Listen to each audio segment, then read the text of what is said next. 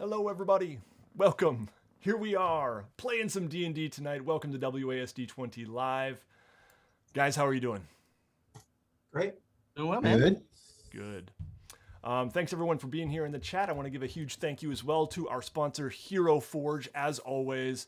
Fabulous company that makes an awesome product by which you can go design your own custom characters in full 3D with all kinds of awesome stuff. Oh my goodness, Ryan. Ryan, what do you have there? This is clay. Dude. Not finished. That's so cool. I don't know if anybody can see it. Yeah, I see it well enough. Yeah. Yeah, you'll have to send us some pictures of that, and I can post them on the Discord server too. However, clay will be reprinted and I'm going to add into it one of our bad guys. So post in the comments what bad guy clay should be fighting in the little diorama I'm working up. Oh yeah. Plesiosaur. Awesome. What's that? I said the plesiosaur. Yeah, that'll be easy. Oh man, that's funny. Well, yeah, super cool. So yeah, you can go and design your characters there. Of course, the tokens that you see on screen right here and that you see on the battle map here for the players at least were all made in Hero Forge. They've got all kinds of great stuff. The promotional images you see on like the video thumbnails, we have made those in Hero Forge as well. And yeah, they're always adding new stuff, new weapons, armor, hairstyles, magic effects. Also, Dead Aussie Gamer, Michael, you're going to be doing some Hero Forge masterclass sort of stuff soon, showing off all the cool features. So make sure you check out his channel. Yeah, so it'll be tomorrow around about this time, maybe like half an hour earlier. But yeah, tomorrow, my channel, Twitch, I'll be doing Hero Forge playing stuff. Yeah, so there's a link to that in the video description. So yeah, check it out. Hero Forge is great. Link in the video description for that. HeroForge.com. All right. I thought before we get going here, and you can see that there's some things happening here on screen. I don't know if you can see this, but there's some things happening. I thought we could just quickly do character intros just to kind of for maybe newer folks or give some reminders about who y'all are playing. So why don't we start with Michael? Yeah, so I am going to be playing the role of Nikos, who is a Gratal sorcerer. Now, a Gratal is a person who is going through the process of cerebromorphosis, which is the process one goes through to transform a creature into an illithid or a mind flayer. A tentacled octopied creature, a psychic hive-minded monstrosity, synonymous with evil and villainy. Nikos was, well, he has actually no memory or no recollection as to how he got to Icewind Dale or the circumstances that had started his cerebromorphosis. He wishes to get to the bottom of all of this. But of course, he was not just anyone before he became a Gratal. He was actually a red wizard of Thay, a very powerful and very influential spellcaster who has now, because of his tainted nature, lost a lot of his influence, a lot of his power, and is slowly trying to crawl his way back up here in Icewind Dale to bring those people responsible for his current situation to a very swift and vengeful end. Mm-hmm. Yes. All right, very good. Why don't we go to Alex? Hi, everybody. I'm Alex Bierhorst. I play Grukvar Sparkmantle, a Duergar cleric.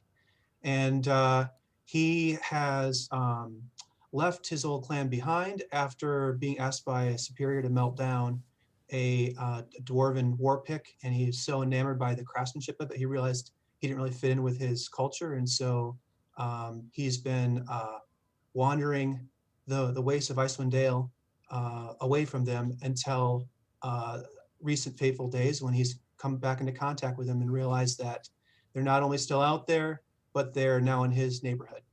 Yes, the skeletons have come out of the closet and are chasing you. Or maybe you're chasing them. I don't know. Perhaps. Yeah. All right. Fizwick or Will.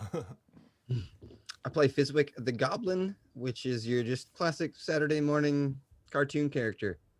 And he's just here for a good time, and he's having one.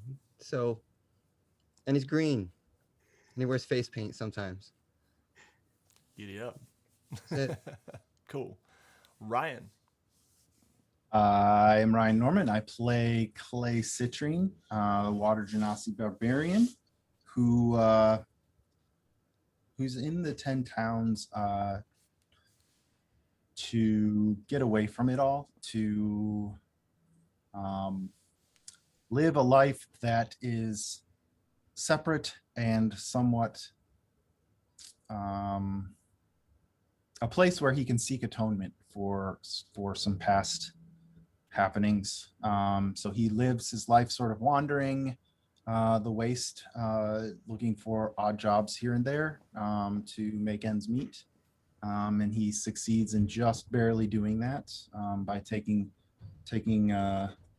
mercenary jobs or delivery jobs or what have you, and fell in with this group sort of by accident as one does in D&D, in a tavern,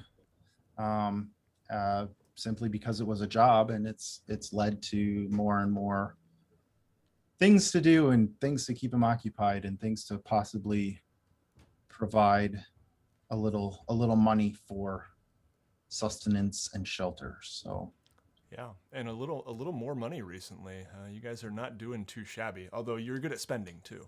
But yeah, very good. All right, thank you for that, guys. So let's kick it off here. The party of misfits has traveled across 10 towns for weeks now on a quest for survival and a bit of coin. They found plenty of that, but also some measure of renown.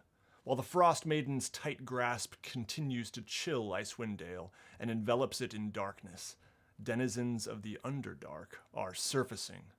Duergar, deep dwarves intent on making this land their new empire.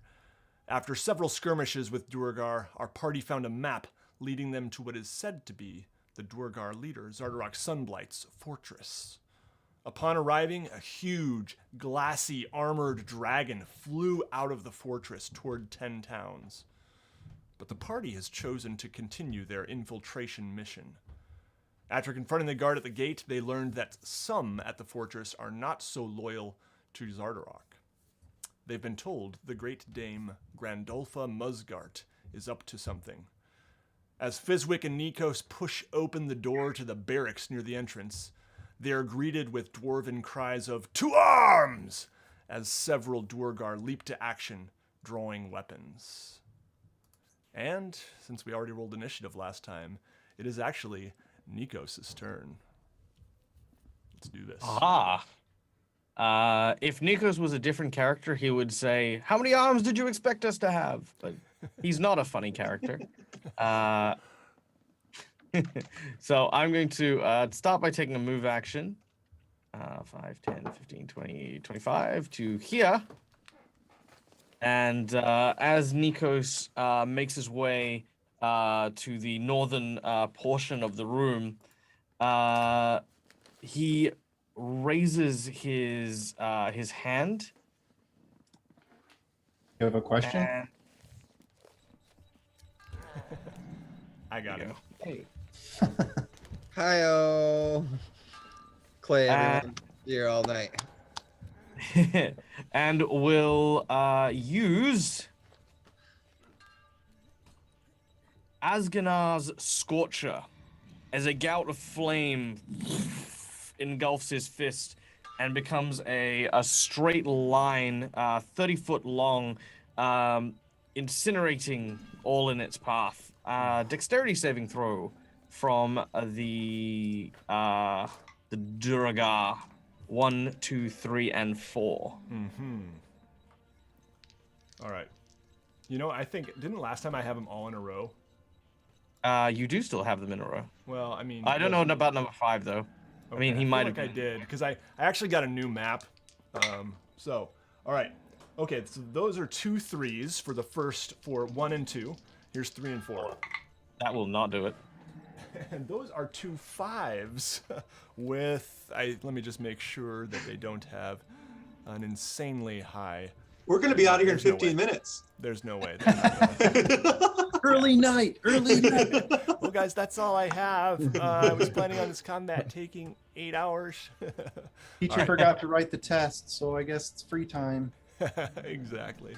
All right, so they all fail. So go ahead and roll that damage. All right, so that is for Asganal's Scorcher. 3d8 points of damage. Nice. And that's what I want to roll. That is a 23 with 2 8s and a 7. Whoa. Oh my gosh. Boom. Okay. Yeah, so they, have just kind of drawn their weapons as you kind of quickly slide over, and this ray just like absolutely blasts them, and they are still standing, but they look rough, like they just got their world rocked. Ooh, anything else you'd like to do on your turn there? He'll sort of close his fist, and as he swoops the last embers of the flame into his hand, he yells out, "Now, Fizwick!" Nice. Nice.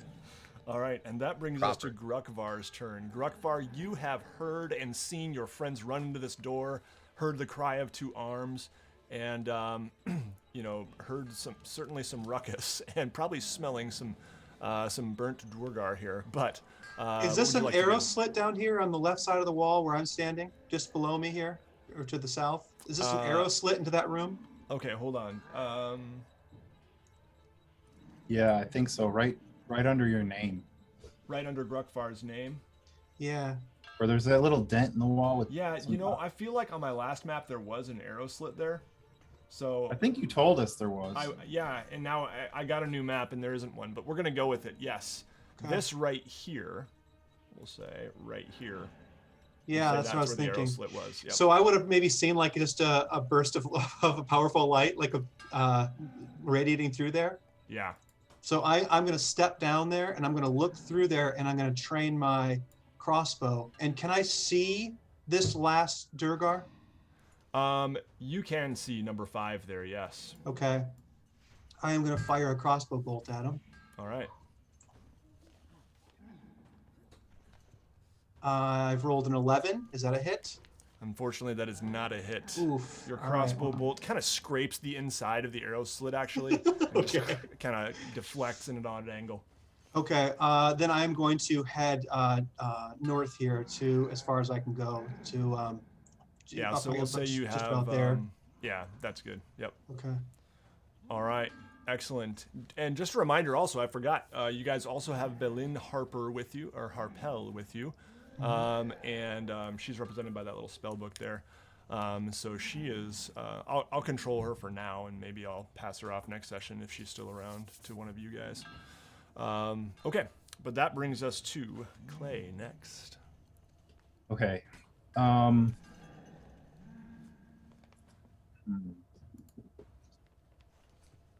gonna roll for a second to see what I do.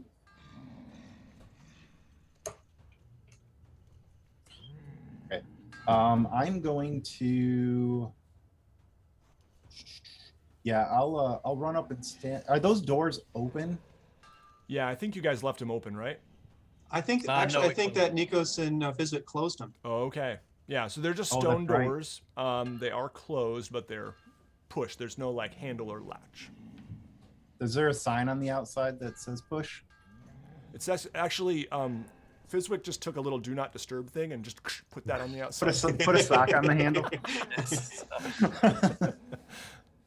That's gross. Okay, so I'm gonna okay, so seeing that the doors are closed and that Grukvar is standing there, I'm gonna whisper to, what was the other good dwarf or Duragar's name? Yeah, he's still down here. Bruvo. Bruvo, that's right. I'm gonna whisper to Villain and Bruvo and like, you guys want to help? And then I'm gonna say, follow me. And then I'm gonna take off. Are these 10? They're actually 5 now, yeah, so I got a new Okay, map. so 5, 10, 15, 20, 25, 30. I'm gonna take off down the hall. And I'm going to look down each passageway here to my left and right, or to my up and down, I guess. Yeah, for sure. So you see in this room right here. Let's see. Give me a moment. He's gonna pull all the mobs. No.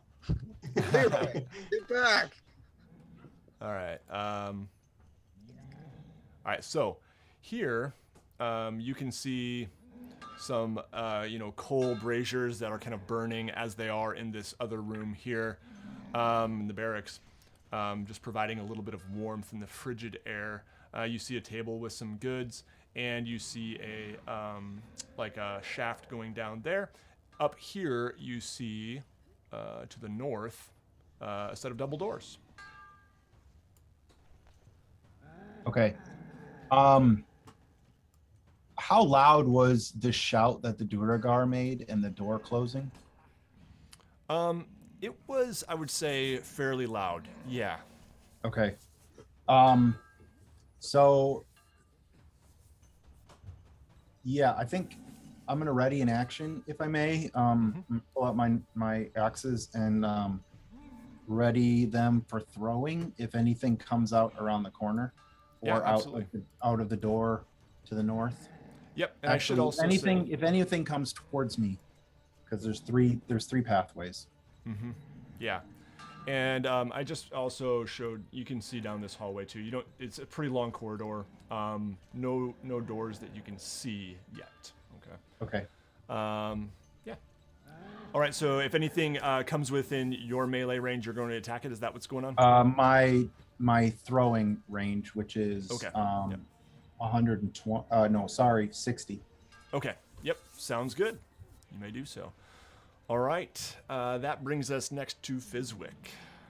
Are we gonna do the two NPCs as well, or? Yeah, and actually, since you kind of called to them, I'll just have them go on your turn from now on. Oh, okay. And I'll have them kind of follow you out here. Actually, Bruvo is not going to, but Villain is. Okay. All right. Is there any way to get off the ground, or am I limited to just where I'm at? This is a table right here, actually. Yeah.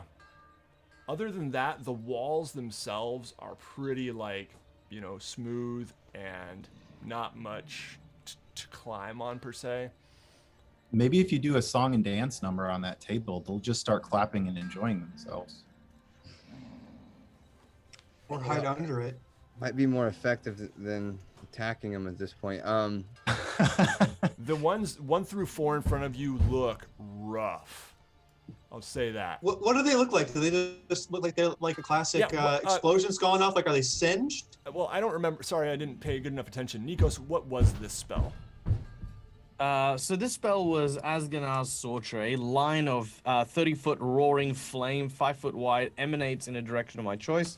Any creature in a line must make a dex save or suffer 3d8 points of damage. So it's kind of like Fireball, but a straight line as opposed to a spherical emanation. So yeah, it would have literally been just like this column of fire, just straight down that line. So, yeah, I mean, Will, you see melted, deformed flesh, singed, blackened hair, patches of any fabric that was there between the metal armor is just totally singed. The armor itself is tarnished. I think it's been a month since I've been in a fight in this game, right? Can I cast Bonfire and also shoot my bow in the same round? No, you actually can't, because those are both a full action. Hey, hold on 1 second, guys. Okay. I've got my kids are stomping on the floor on the ceiling above me. I think intentionally. I'll be right back. Stomping. I thought that was Sirenscape. Yeah, I was like, wow, that's incredibly realistic. Waiting for Nate to get the broom handle and start poking the ceiling. It's a perfect time to give me just one more. I can't hear you, Michael.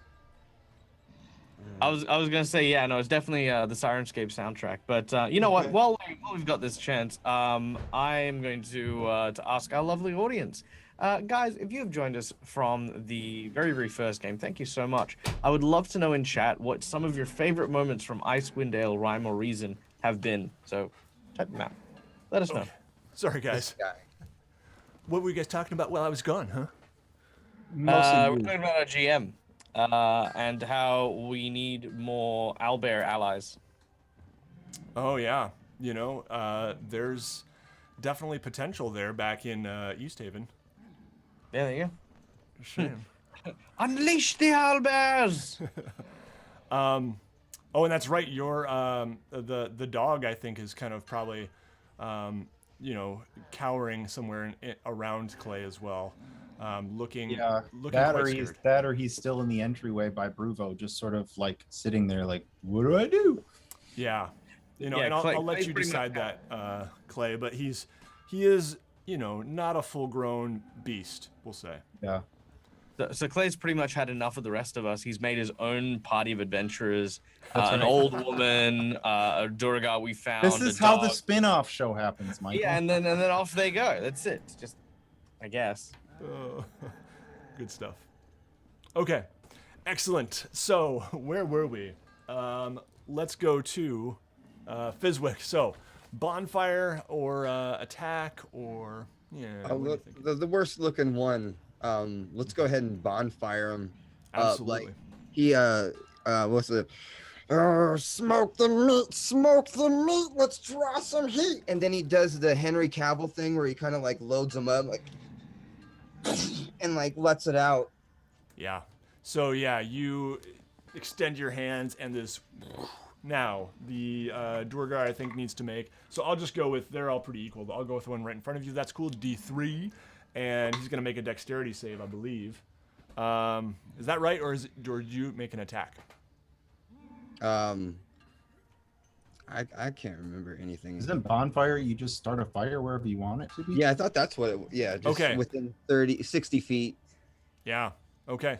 So we're gonna say. Does it say how much damage? I think 1d8 or. 1d8. Okay. Yep. So go ahead and roll that damage.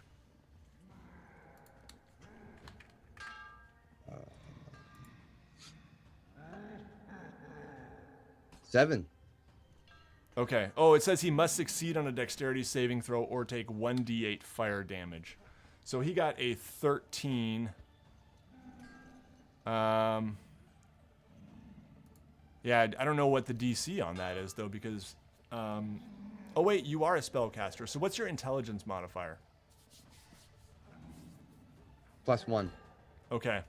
So I don't. So correct me if I'm wrong, guys. Is that a 13? Because it's 10 plus. No, it's 8 plus proficiency plus 1. Is that right? Yeah. Okay.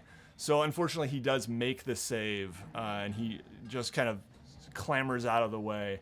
Yeah. All right. So anything else you'd like to do on your turn? Do you want to move as well? Yeah, I want to use my bonus action to just dive in front of Nikos over here. Okay. Kind of cower into the corner like a cat hissing. Yeah. And you actually, that's just your move right there. So you actually still have a bonus action if you want, which could be, well, I guess there's not a whole lot you can do. You're not going to be able to hide here. You don't want to disengage here. So anyway, yeah, that's probably. Can I pull out my flask and take a sip of some oil? Yeah, I'll allow that. Sure. Cool. He's going to put one in the tank. Yep, I like it. All right, cool. Next up, it is the Dwargar's turn. So this one right here is going to move up to Fizwick and is going to attack. He rolled a 17, so no. Yep, with his bonus, that is definitely going to hit, and it's going to be 1d8 plus 2. All right, that's going to be 7 damage to you with that war pick as he moves up and bites into you. This one here is going to move behind him. This one here is going to stumble back into the room here, and I'm going to say this one here goes over to the arrow slit and is just looking through for someone to poke. And this one here, I'm gonna say is. Let's see what he does. Yeah, he's gonna move up here. Okay. And then you also see out of this space, door opens here, and another Duergar enters the space. And he is going to attack Nikos. And he rolls a 13 to hit. Is that a hit? No. I, as previously mentioned on the way up, had cast Mage Armor. Yes. Okay. And my AC is currently 15. Nice. Okay, so he misses, and his, you just kind of managed to duck right under his blow, and it kind of into the door above your head with his war pick. And then, Clay, I have some goodies for you as well. Oh, great. There A fairy are... wishing to grant all my wishes comes out of the kitchen. There are 2 Duergar who step out of this space, both enlarged. And okay. And let's see. Before 1, 2, 3, before they get that close, can I let fly with both my axes? Yeah. One yeah, at you each. could. Yep. So I'll just say that they're right here. They're going to be able to finish their turn and get to you, basically. Okay. But they're not going to be able to act. So anyway, go ahead and roll that. A 9. Unfortunately, not a hit. A 14. 14 is not a hit either. Bummer. Okay. So yeah, Well, there's there you 2 go. Duergar right in front of you. Okay. Very good. Let's see. I think that is all of them. Yep. All right. That brings us to back up to the top of the order with Nikos. Nikos, you've just been attacked by 1 Duergar. There are several more piling up near you. What would you like to do? Okay, I would like to take a. What do I want to do? Okay, I'm going to move to here, so just like a 5-foot step, across, and I want to kind of, I guess, hold Fizwick close. Like, you know, not grapple him, but kind of just like pull him into Kind of like a tiny dancer. Yeah, tiny little dancer. And as I do so, Nikos is going to yeah, you know what? Let's be dramatic with this. Nikos is going to say, "Shut your eyes, Fizwick." It's not for little ones to see. And I'm going to cast the Arms of Hadar as these large tendrils erupt from Nikos's back and start lashing out in all directions. Dark energy tendrils batter all creatures within 10 foot of me, which must make a strength saving throw. But I want to kind of, like I said, pull Fizwick into my square, because that's kind of like the safe zone, as it were. Yep, I'll allow that, especially since he's a small creature. So, okay. So they're going to make, this is the save for, okay, strength, they've got +2. Okay, this is the strength for 1 and 2. We've got a 12, two 12s. Those will fail. Okay, we've got strength save for 6. And what about 4? Does he have to make a save too? Well, let me check my numbers. No. Okay. A 4 will not save. Okay, so number 6 does. And that is a 4. So they all fail. Okay. In addition to being forced 10 foot away from me, oh wait, sorry, hold on. No. Oh no, they just get battered. Yeah, no, that's it. They'll say they take and cannot take reactions. Cannot take reactions for the next turn. Yeah, so that means no opportunity attacks as well. No. So that is 10 points of damage to all those within 10 foot. Okay. How does this look as 1 and 2 die? So as the tendrils erupt and start to basically lash out and batter from the back and shoulder of Nikos, 2 of the tendrils basically just take one of the Duragar by like the upper body and lower body and separate the both halves. Another set of tendrils just sort of starts like grabs onto one of them and starts banging them onto the table. Basically just bludgeoning and battering, being like torn apart. Imagine like, a scene from like, Pirates of the Caribbean where a kraken is just sort of like angrily started thrashing and murderalizing. We're a very tentacly group. We are.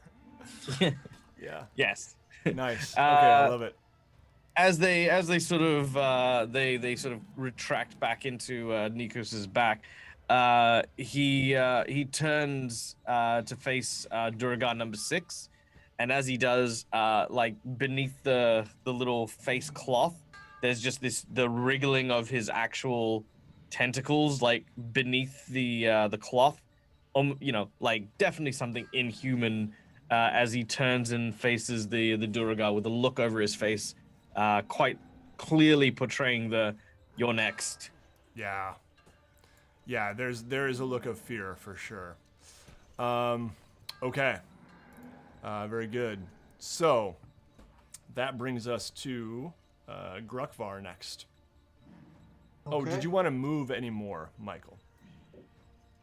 No, I'm good there. I'm happy Okay. there. Yep. Grukvar. Grukvar is going to walk up to the door here, slowly open it and peek into the room so he can take a quick head count and see which direction to go here.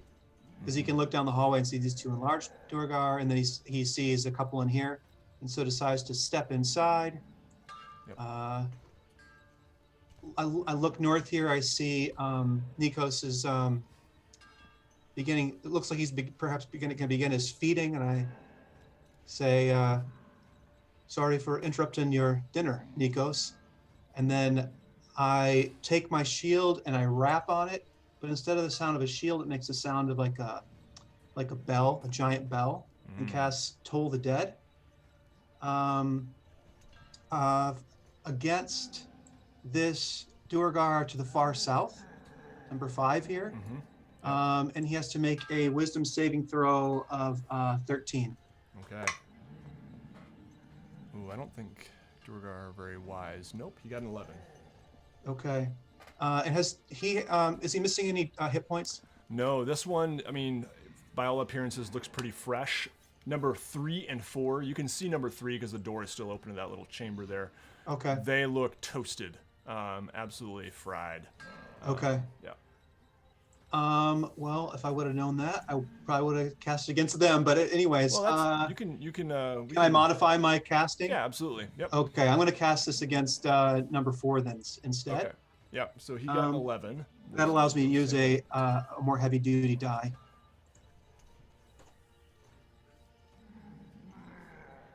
Uh, 6 points, 6 hit points. Okay, that is enough. What does this look like as he dies?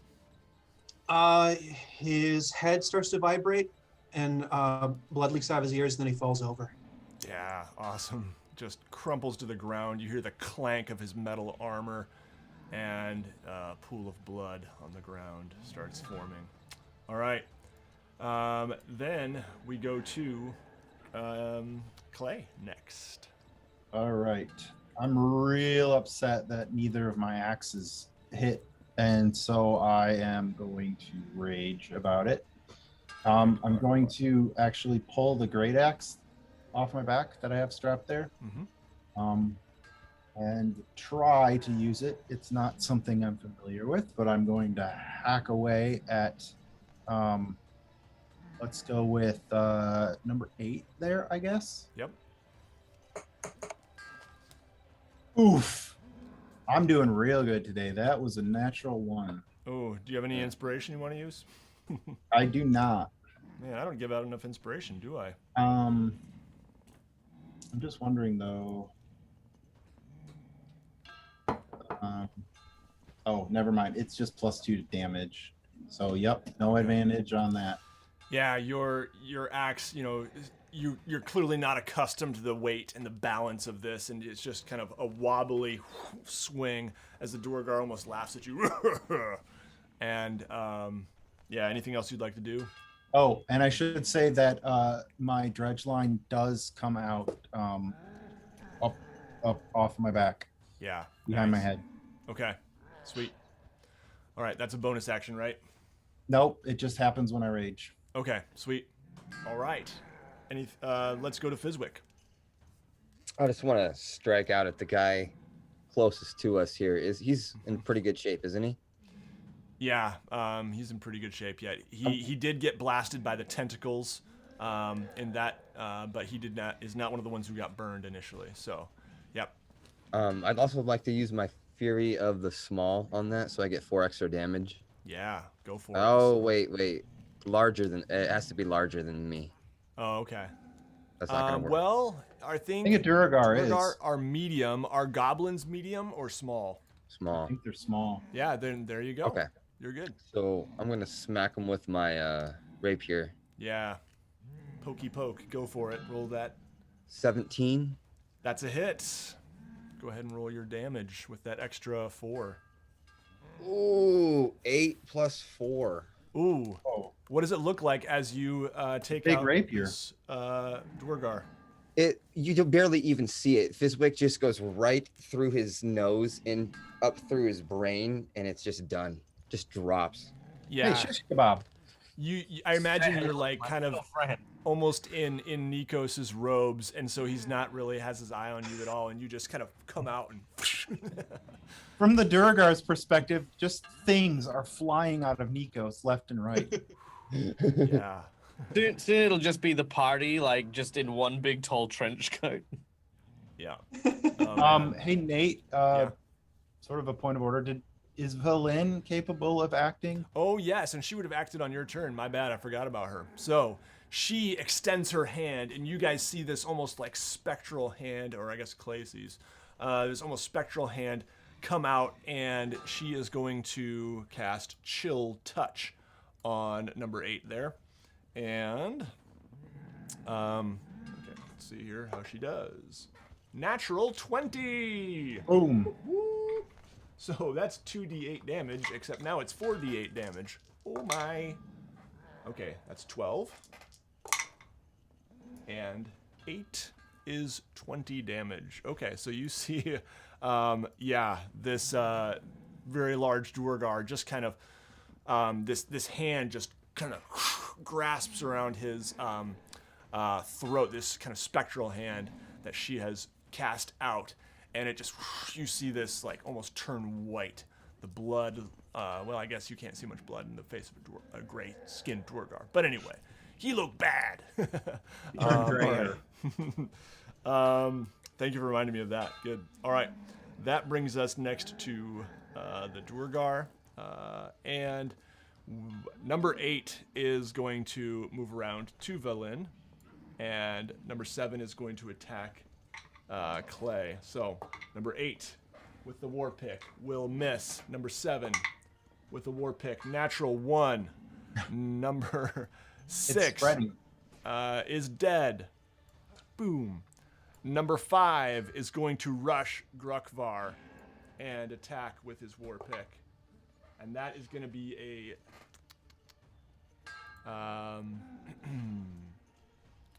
sorry. War pick plus 4, so that's an 18 to hit. That hits you, right, Grukvar? Yes. Okay, and that'll be 8 plus 2. All right, that is 5 damage to you with the war pick, Grukvar, and Okay. then we're going to. All right.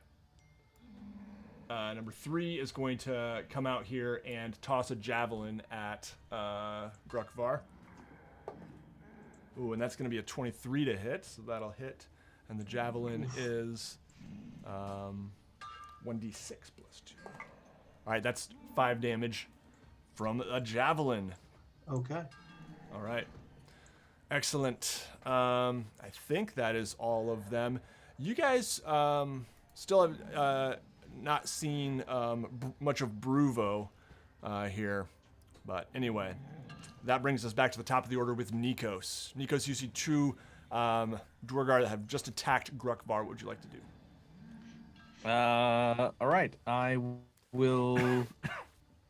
Let's see. What will I do?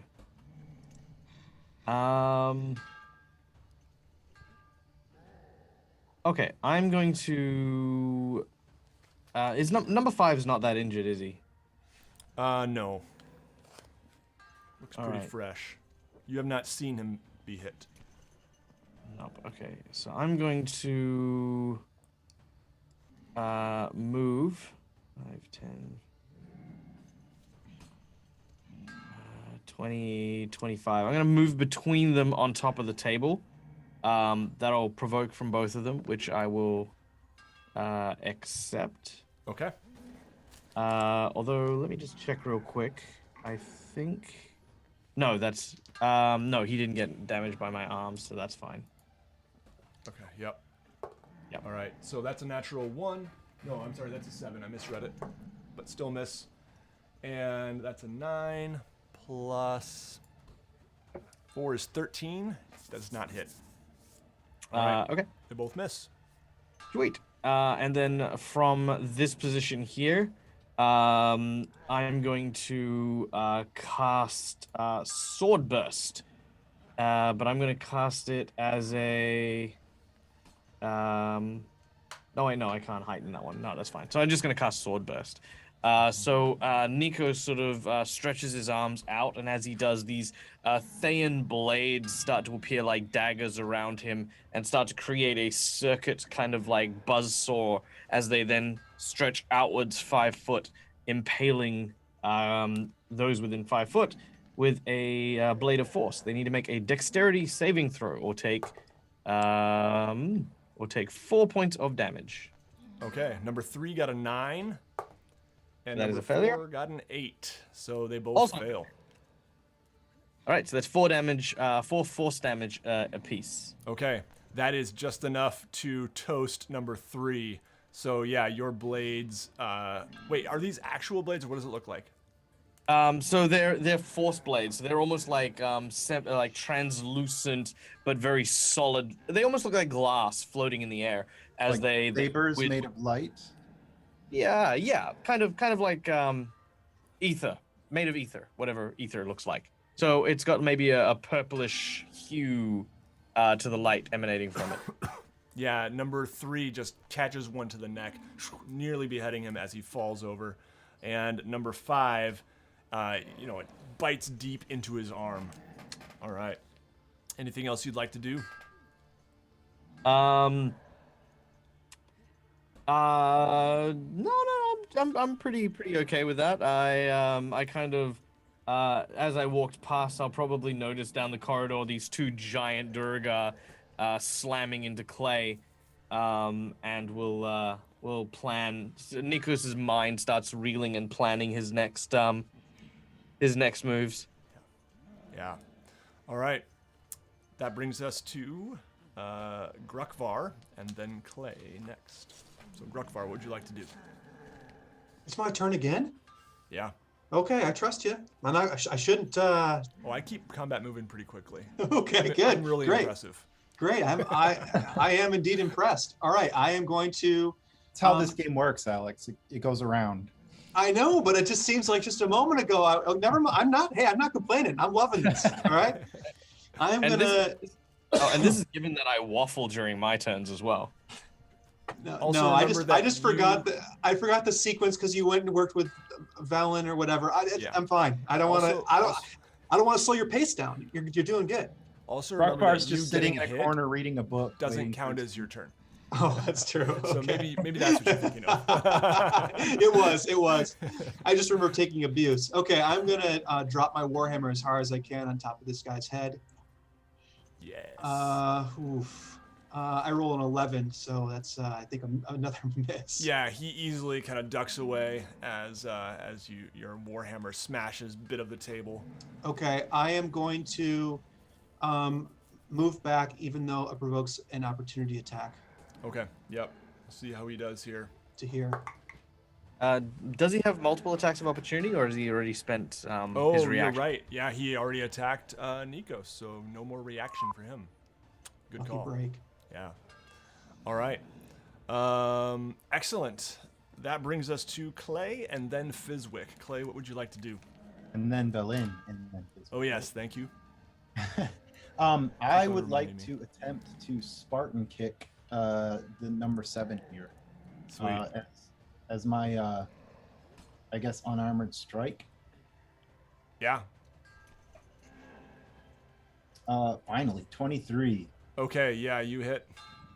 So he takes 4 damage, and then I don't know if it's cool with you, but could I have sort of pushed him off balance backwards a little bit?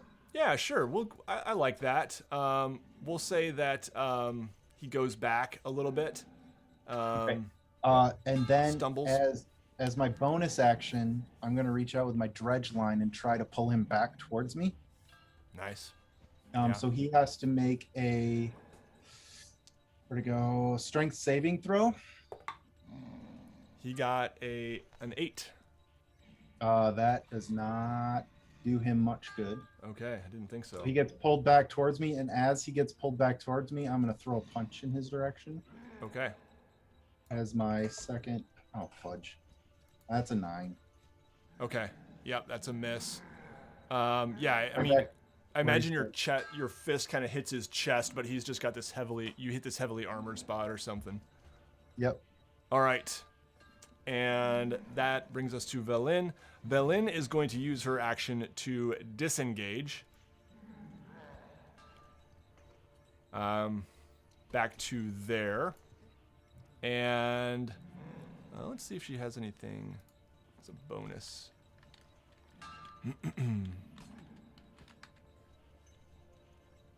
Nothing's coming to mind here. So, yeah, she's just going to kind of hunker back there and seems ready to cast another spell.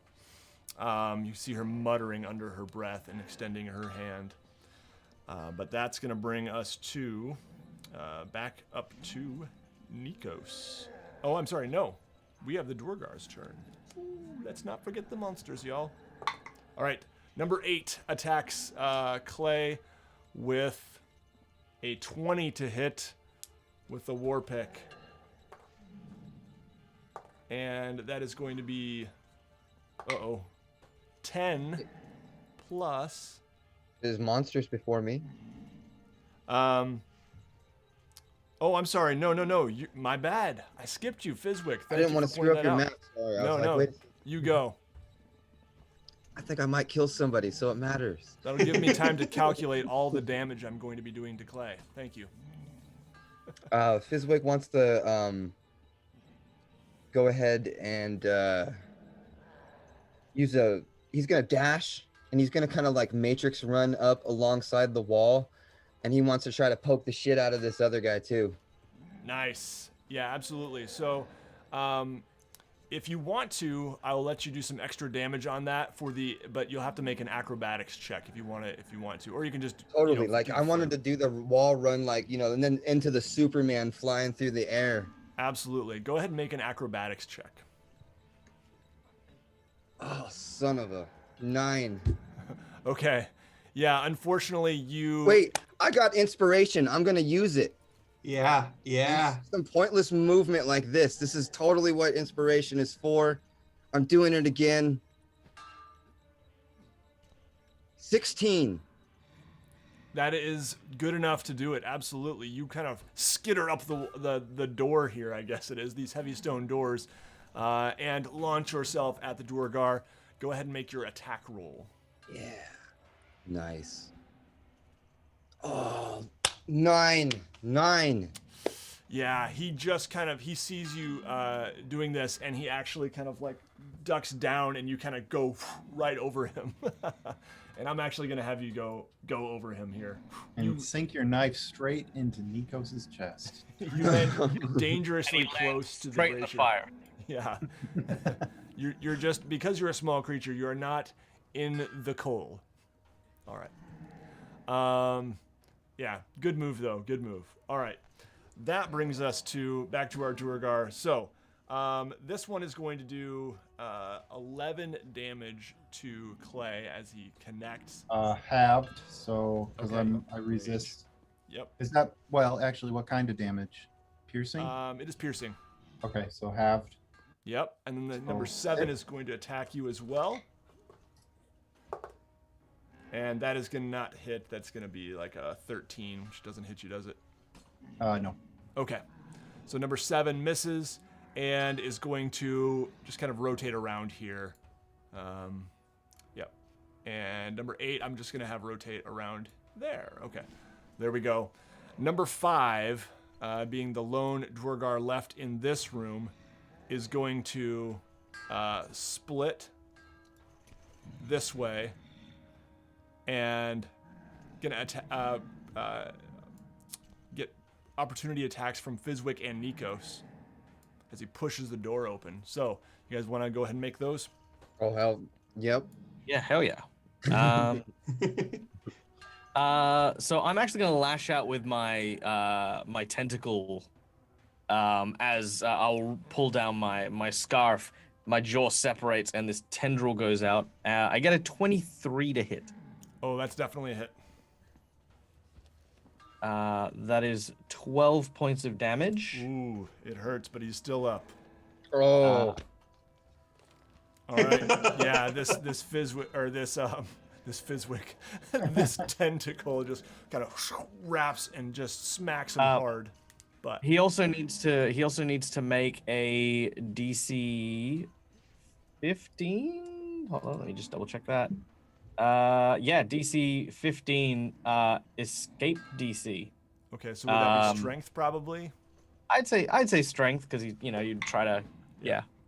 Okay, he got a 13, and you said 17. He is was it? grappled. Okay, so he is not running apparently. Wow. All right, Fizwick, I'll let go ahead. Oh, I was gonna say as he's running out, just this large purple tendril wraps around his neck, and his body just sort of abruptly jars to a stop right in front of Fizwick. Yeah. Fizwick, I'm going to let you go ahead and make the opportunity attack too as he is trying to leave your space. Fizwick takes his rapier and he rolls a perfect 20. By the way, he twirls it around in just some awesome ninja-like way, and then thrusts it right at the monkey dude. And I don't know, monkey dude. 4 points of damage. 4 points of damage? Monkey dude. I'd be insulted if I were you. Wait, how did you get 4 if you got a natural 20? Remember, you get to double your damage. Oh. So you just roll your damage die again. He did such an awesome ninja move, and then It was so Damn it. badass. that- Also because he's technically grappled, Fizwick would get sneak attack. Oh, yeah, good point. So, Would okay. you double the double? So, yeah, and you get to double the sneak attack too. So anyway, Just keep doubling it. Just he's keep dead. doubling it. You can roll that damage if you want to, if you want to be you entertaining. get to double it. You get to double it. Everyone gets to double it. All right, so yeah, your where does your rapier strike him? I just rolled a 9 on the second roll. Yeah, he's dead. Okay. Oh, okay. Yeah. Just right up the throat. Yeah, he's got this tendril like wrapped around, and he's struggling, trying to relieve, and you just right through the throat. And Nikos, you just feel this weight all of a sudden on your tentacle or tendril. It is a single. Proboscis. It is a single large one that I use, but there are little ones like kind of off to the side, like by the sides of his cheeks. He doesn't use those ones to attack and grapple, but they're there. Yeah, you feel this weight all of a sudden as his body goes limp within your grasp. So the good news is that the Duragar is dead. The bad news is that all of Nikos's clothing on that side of his body is torn in shreds. Fizwick grabs his face with his little tiny hands, and he claws some of the blood off it. Oh man, did you see that sweet jump, Nikos?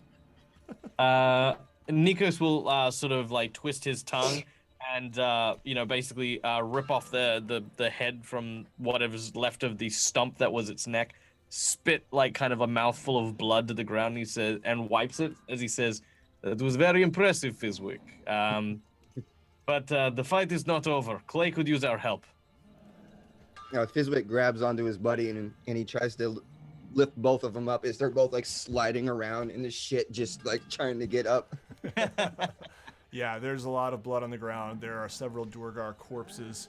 And that brings us to Nikos. It's your real turn now. All right, Nikos will 5, 10, 15, 20.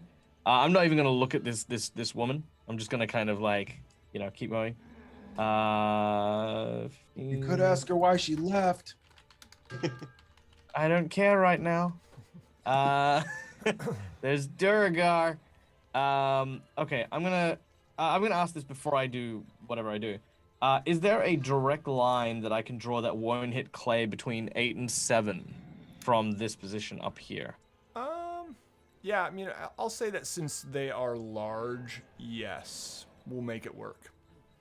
Okay. So How for big do this, how big do they actually get? Like, So they're like ogre sized. I think they're like 10 feet tall. okay. all right.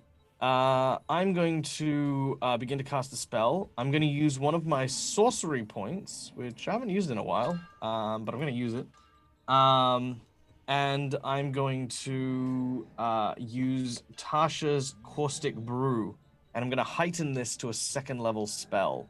What I'm going to do by spending my sorcery point is change the damage from acid to... I'm going to go with frost. I'm going to make it cold damage, because I'm hoping that because of how cold it is here, like using ice spells is going to be quite effective. So it creates a 30-foot line, 5-foot wide emanation that I'm going to try and sew through them. They both need to make me dexterity saving throws. Okay. First one gets a 5. Second one gets an 18. So. 18 will save. Okay, so that's 7. Yeah. The first one, however, will fail. He takes 10 points of frost damage as Nico sort of gestures towards him, and this frost kind of starts to encase him. No matter where the Duergar tries to claw off the shades of ice, it just continues to grow and spread over his body. Long story short, he takes 4d4 points of damage at the start of each of his turns, and is covered in it in this this ice. He needs to use an action to scrape or wash it off, or burn it off, I guess, if depending on how you want to flavor that. But yep, he has a growing ice. I guess, what do you call them? Like, when like there's a spread on like water or something, a plume. That's it, an ice plume growing on his body. Nice. So at the beginning of his turn, he will take damage, and then he has a chance to try to scrape it off. Is that right? Yeah. Okay. Correct. Yep. But that damage has already been done, so he's already taken that 10 damage For this round. for that. Yeah. Okay. Very good. All right. That brings us to... And does the one who made the save take anything, half damage or anything, or no? No, it's just it doesn't take to him. All right, yeah, and this one has already been hit by chill touch, so he is looking quite frosty and in very bad shape. All right, that brings us to Grukvar and then Clay. Grukvar, what would you like to do? I'm going to move into the hallway. 1, 2, 3, 4, 5. And from this vantage, because that Duergar is large, can I try and fire a crossbow bolt past Clay into that Duergar? Yeah, at number 8 you could, yep. Or, number 7? Yeah, that's what I was thinking, but Yeah, I would say that you can do so, but if you get, I'm going to say if you get like we'll say if you get a 5 or lower, you're going to hit Clay. How's that? Okay. You know what? I don't think that's very good. Change of Actually, change no, of plans. he just has cover. He just has like half cover. Okay. That's how it work. Change of plans. Which one of these enlarged Duergar looks worse for wear? 8 or 7? 8. Okay. I am once again gonna wrap on my shield. It makes the sound of a bell, and I say,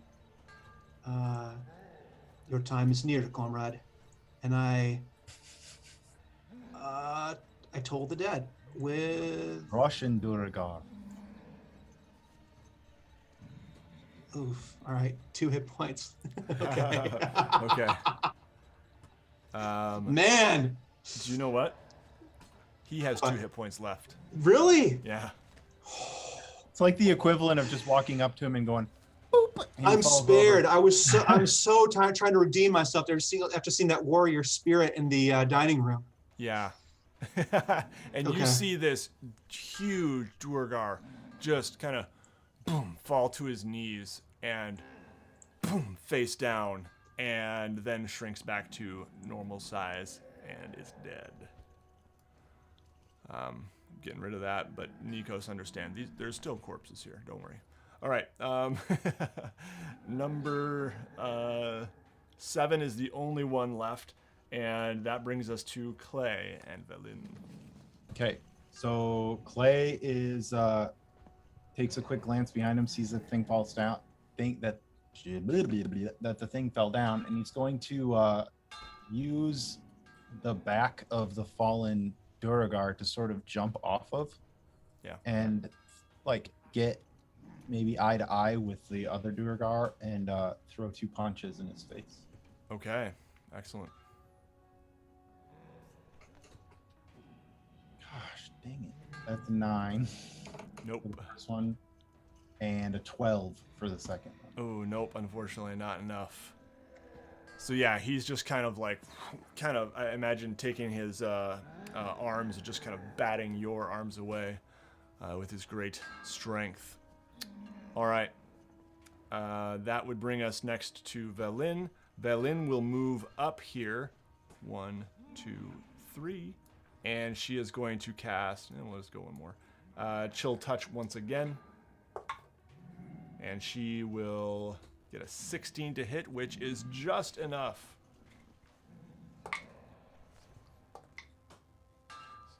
All right. And yeah, same thing. This hand comes out and just kind of in the Duergar's face, like grabbing as you see his eyes, just kind of like twitch a little bit. And that brings us next to, and then she's going to move back 1 square. And that brings us to Fizwick next. You're muted? Oh yeah, I think you're muted. Thank you. No problem. Fizwick's gonna run around the corner, and he's loading up an arrow, and he's gonna let one fly, and he rolls a 9, and as he does that, the oil that was in his mouth, like he kicks his foot on his other foot, and he accidentally swallows it. And you just see him like topple over onto the ground, and then he starts to throw up. Yeah, I love it. You don't even know what's going on. He's just on the floor puking. Yeah. And I have an arrow in my back. Yeah, okay. That's no good. But yeah, so you were trying to shoot an arrow? Yeah. Yeah, and I only rolled a 9 to hit. Okay. Yeah, no, Clay does not have an arrow in his back, but yeah, In the base of definitely my not enough to hit. All right, I love it. Next up, we've got the Duergar. He's going for it. He's just realizing he is doomed and is going to take as many as he can with him. He rolls a 22 to hit on Clay. Yes, sir. The war pick, and that will be 7 plus 2, 9 points of piercing damage with the war pick. Okay. As he howls with rage. And you can have that, I think, right? Yeah. Okay. And that brings us to Nikos. All right. Nikos will. I'm going to ready an action for when the Duergar makes an attack. I'm gonna take some liberties, but I'm hoping this works. If it doesn't, I'm not gonna lose any sleep over it. But I don't want to ruin the surprise. So all I'm saying is I'm readying a spell to cast when the Durgar, or if the Durgar makes an attack. Okay. Yep, sounds good. I trust you. All right, that brings us to Grukvar next. All right.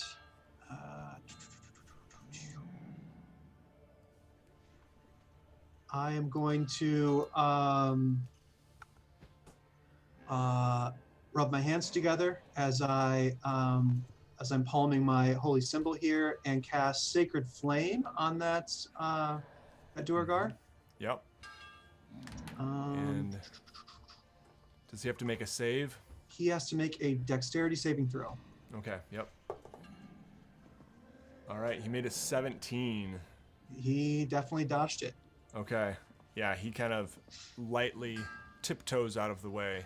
This Okay. gigantic As Duergar. a sacred flame comes down from above and rockets right where he was standing. Yeah. Oof. All right. Anything else you'd like to do? Do you want to move up at all? Yeah, I do indeed. Yep. 1, 2, 3, 4, 5. Right behind Clay here. All right. Great. All right.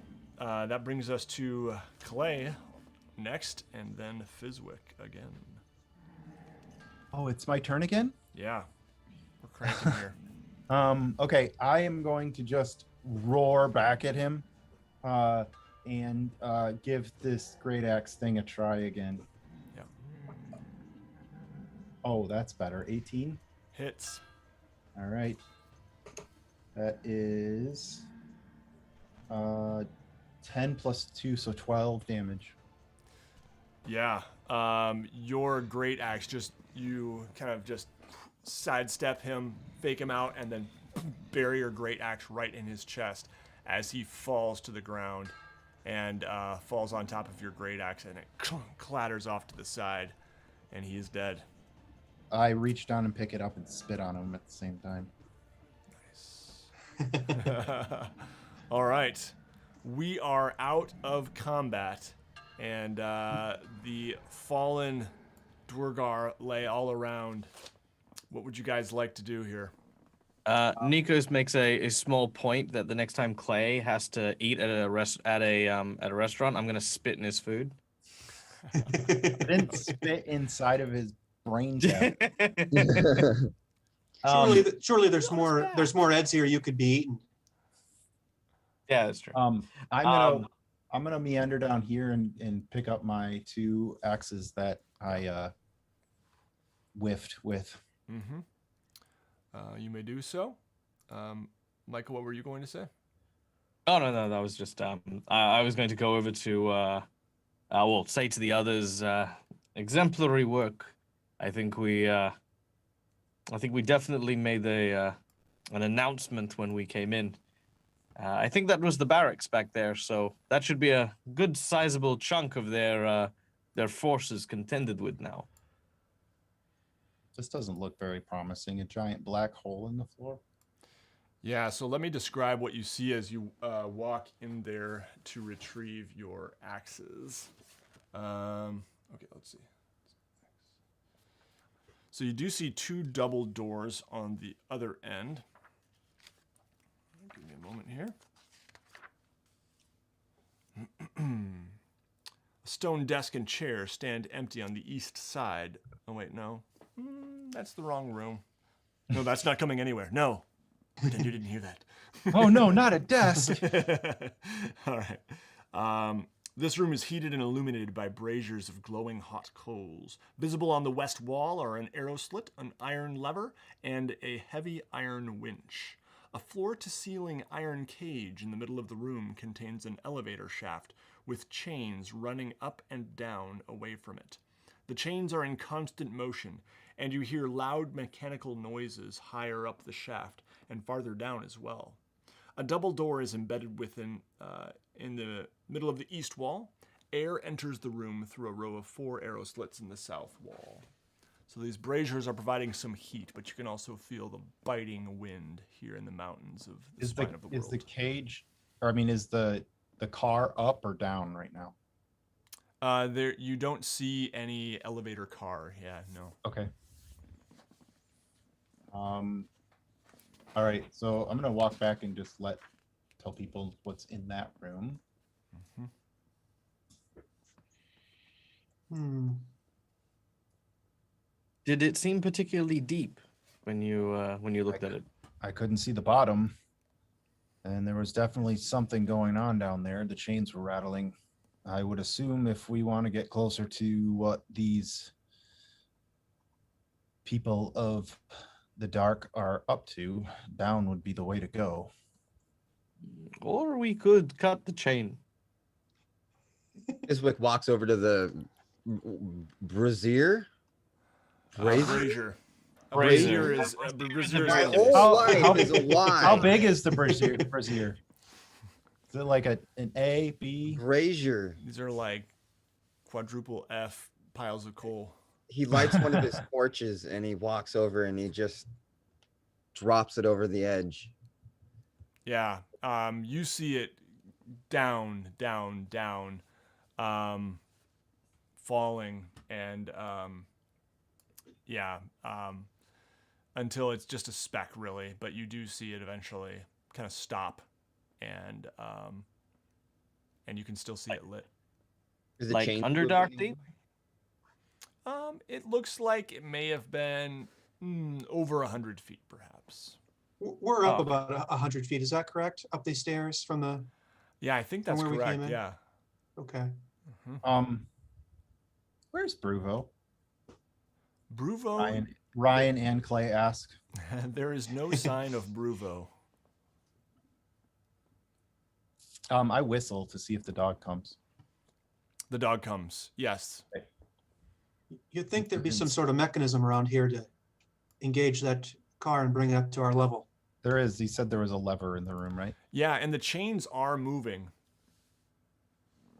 I think perhaps maybe we should secure the rest of this location before we ascend or descend.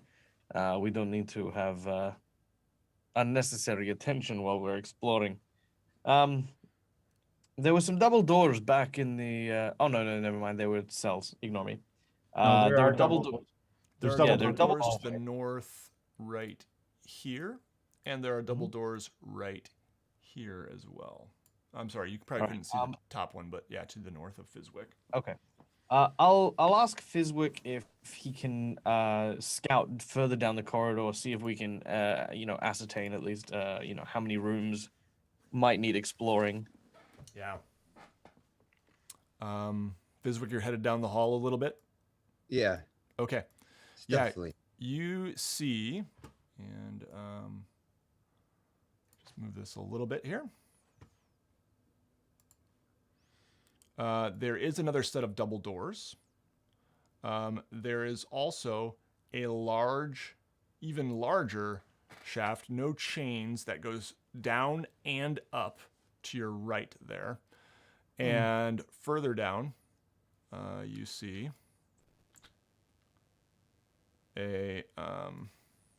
another couple sets of double doors here. Okay. Can I just say that is absolutely terrifying? Check how deep it goes. Is When, Fizwick here? when Ryan Just- said, "I'm in a Spartan kick," I immediately was like, "Ooh, that reminds me." Okay. Something that's coming So- up. Okay. Does Fizwick hear anything when he walks past that giant shaft? Yeah, good question. No, I mean, I think you hear the rushing of wind, maybe some faint tinking of metal or something like that. But very Can we get any idea from here? We don't really see any place where the dragon would have left from, right? It's just No, and you know that it was quite high above you. Okay.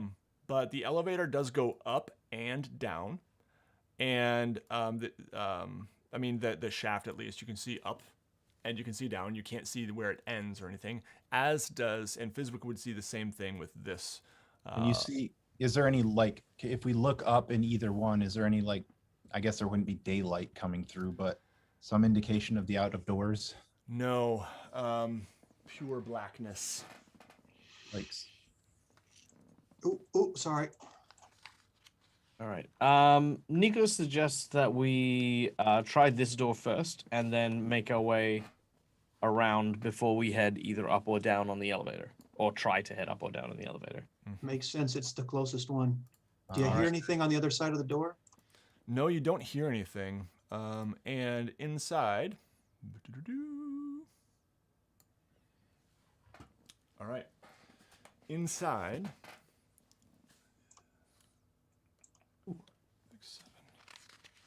Is a stone desk. With the And television. chair stand empty on the east side of the room. The braziers that normally heat and light the room have been extinguished. An arrow slit in the south wall lets the frigid mountain air in. Firebolt. I want to light the braces. Okay, yes, you do so. They come to life and provide a little bit of warmth in this room. Is there anything of note on the desk? Like, Can I check in the drawer? Yeah. The drawing has one.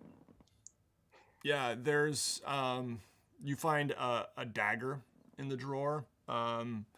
There's not much of value here. There is a map of the Spine of the World Mountains.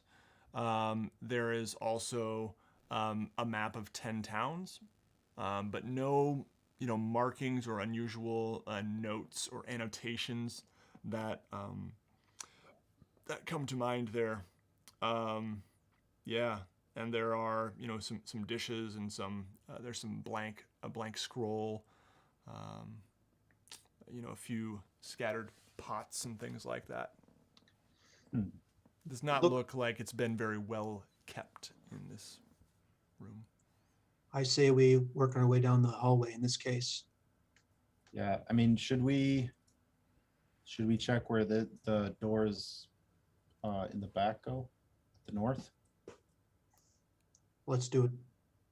Yeah. We'll try the double door just to the north first, and then slowly make our way around that side. Okay, yeah. I want to give a little listen here to the door before I push it open. Do I hear anything in there? No, you don't hear anything. Well, go ahead and make a perception check, actually. Okay. 20? You hear what sounds like fire burning, probably from some coal braziers. That's about it. Okay. Okay, let me Braziers. figure this out here. I hear Will embedding the word in his head. Yeah. That's what I hear too. I mispronounced it. Braziers. They're having a bra Braziers. burning in there. Braziers. Okay, Feminist protest. inside here, another set of double doors lies ahead. Let me just read the text. That will make it easier. Okay. This is a really cool map. Mm-hmm. I like Yeah, this. so this one I upgraded a little bit since last time because the stock maps do not have any furniture or anything in them, and I was like, if it says there's a bed in the room, put a bed in the room on the map. Come on. And So where did you get a better map from?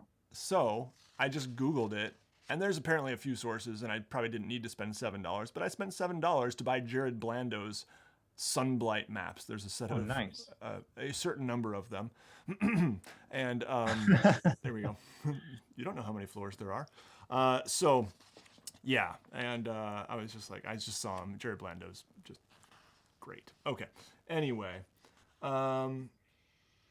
this room is okay. Sorry, you just got me sidetracked talking about maps. See what you did? The rectangular room has two sets of double doors, one to the north and one to the south. A brazier of glowing hot coals stands in each corner. In the middle of the room is a low stone table, on the top of which is drawn an illustration that looks something like a map. Map and a map. Can we examine the map to see, are there markings or notes on this one? You can indeed, and there is actually, you notice, it is a map of 10 towns and the surrounding environments. Mounted to the top, there is a 6-inch tall dragon figurine. It seems to be carved out of Chardolin.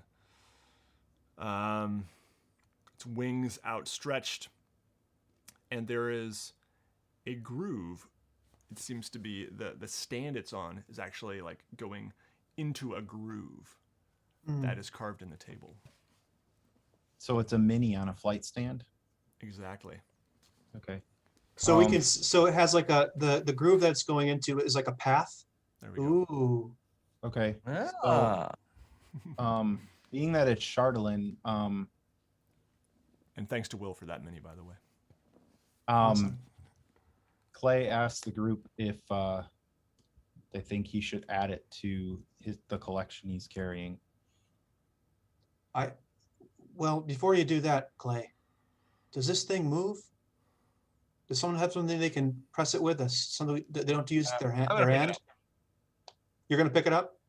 Yeah, Nicholas will go to pick it up because Okay. we I'm because we imagining learned. it's just like a battle marker of some type. Yeah, So but you I want notice- to kind of detect to see if there's any like magical essence or anything, any kind of conduit of magic connecting this thing to anything. I severely doubt it because, let's face it, guys, if this was the control stick, Nobody. it is left completely unguarded. You know, like, can you imagine? It's like, okay, listen, now go and ruin 10 towns. All right, guys, that's lunch. Thanks, thanks everyone. Let's, just good job, excellent. And, just The that's Atari it. player got up to get some Doritos. But just to verify, the map is basically like drawn on the surface of the stone table. The table has a like groove in it that figure could move along. Yes, exactly. Oh, I didn't understand that. Yeah. It looks to me like this is showing us a path. It's pretty clear that the dragon is set upon.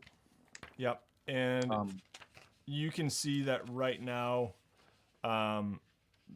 the groove leads to, from where it is now, here in the spine of the World Mountains, it leads next to Dugan's Hole, then to Goodmead, then East Haven.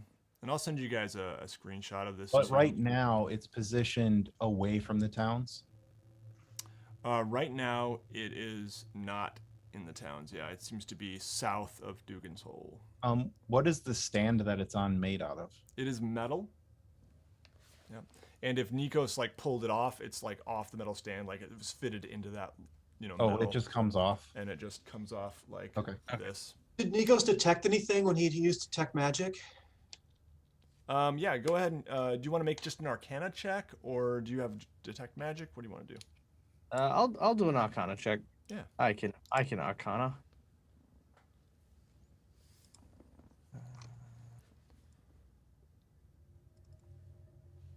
Oh, that is a natural 1.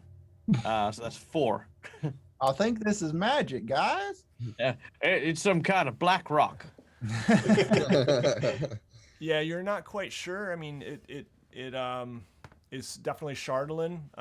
You've heard stories about it, but and you've now had a little experience with it. But other than that, you don't get a sense that it has any particular magical properties. You didn't sense anything when you picked it up, per se.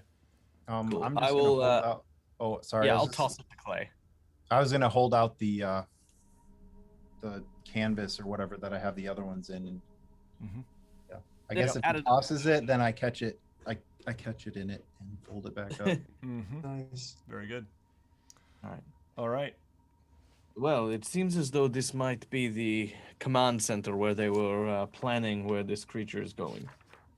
We must make haste and find a means to stop it once and for all. But before we do, I pull this lever. I don't know what that is. And you But it's learn clearly how a a lever. vice works. Let's see here. What does that do? Yeah, I'm dying to know. Is that a lever? Is that? You're right. It does look like that, or something stuck in that, like something stuck in the side of the It's table. just a As you workshop pull device. the lever, the stand on the table starts moving, kind of scraping the stone of the table. Ooh. I feel like we're playing a game of Myst or Riven. Animatronic. But yeah, that was cool. Okay, That's cool. awesome. All right, no regrets.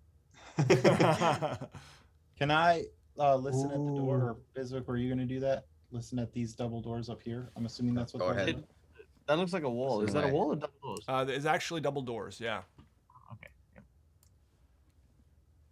Yeah. You don't hear. Well, actually, go ahead and make a perception check, Fizwick.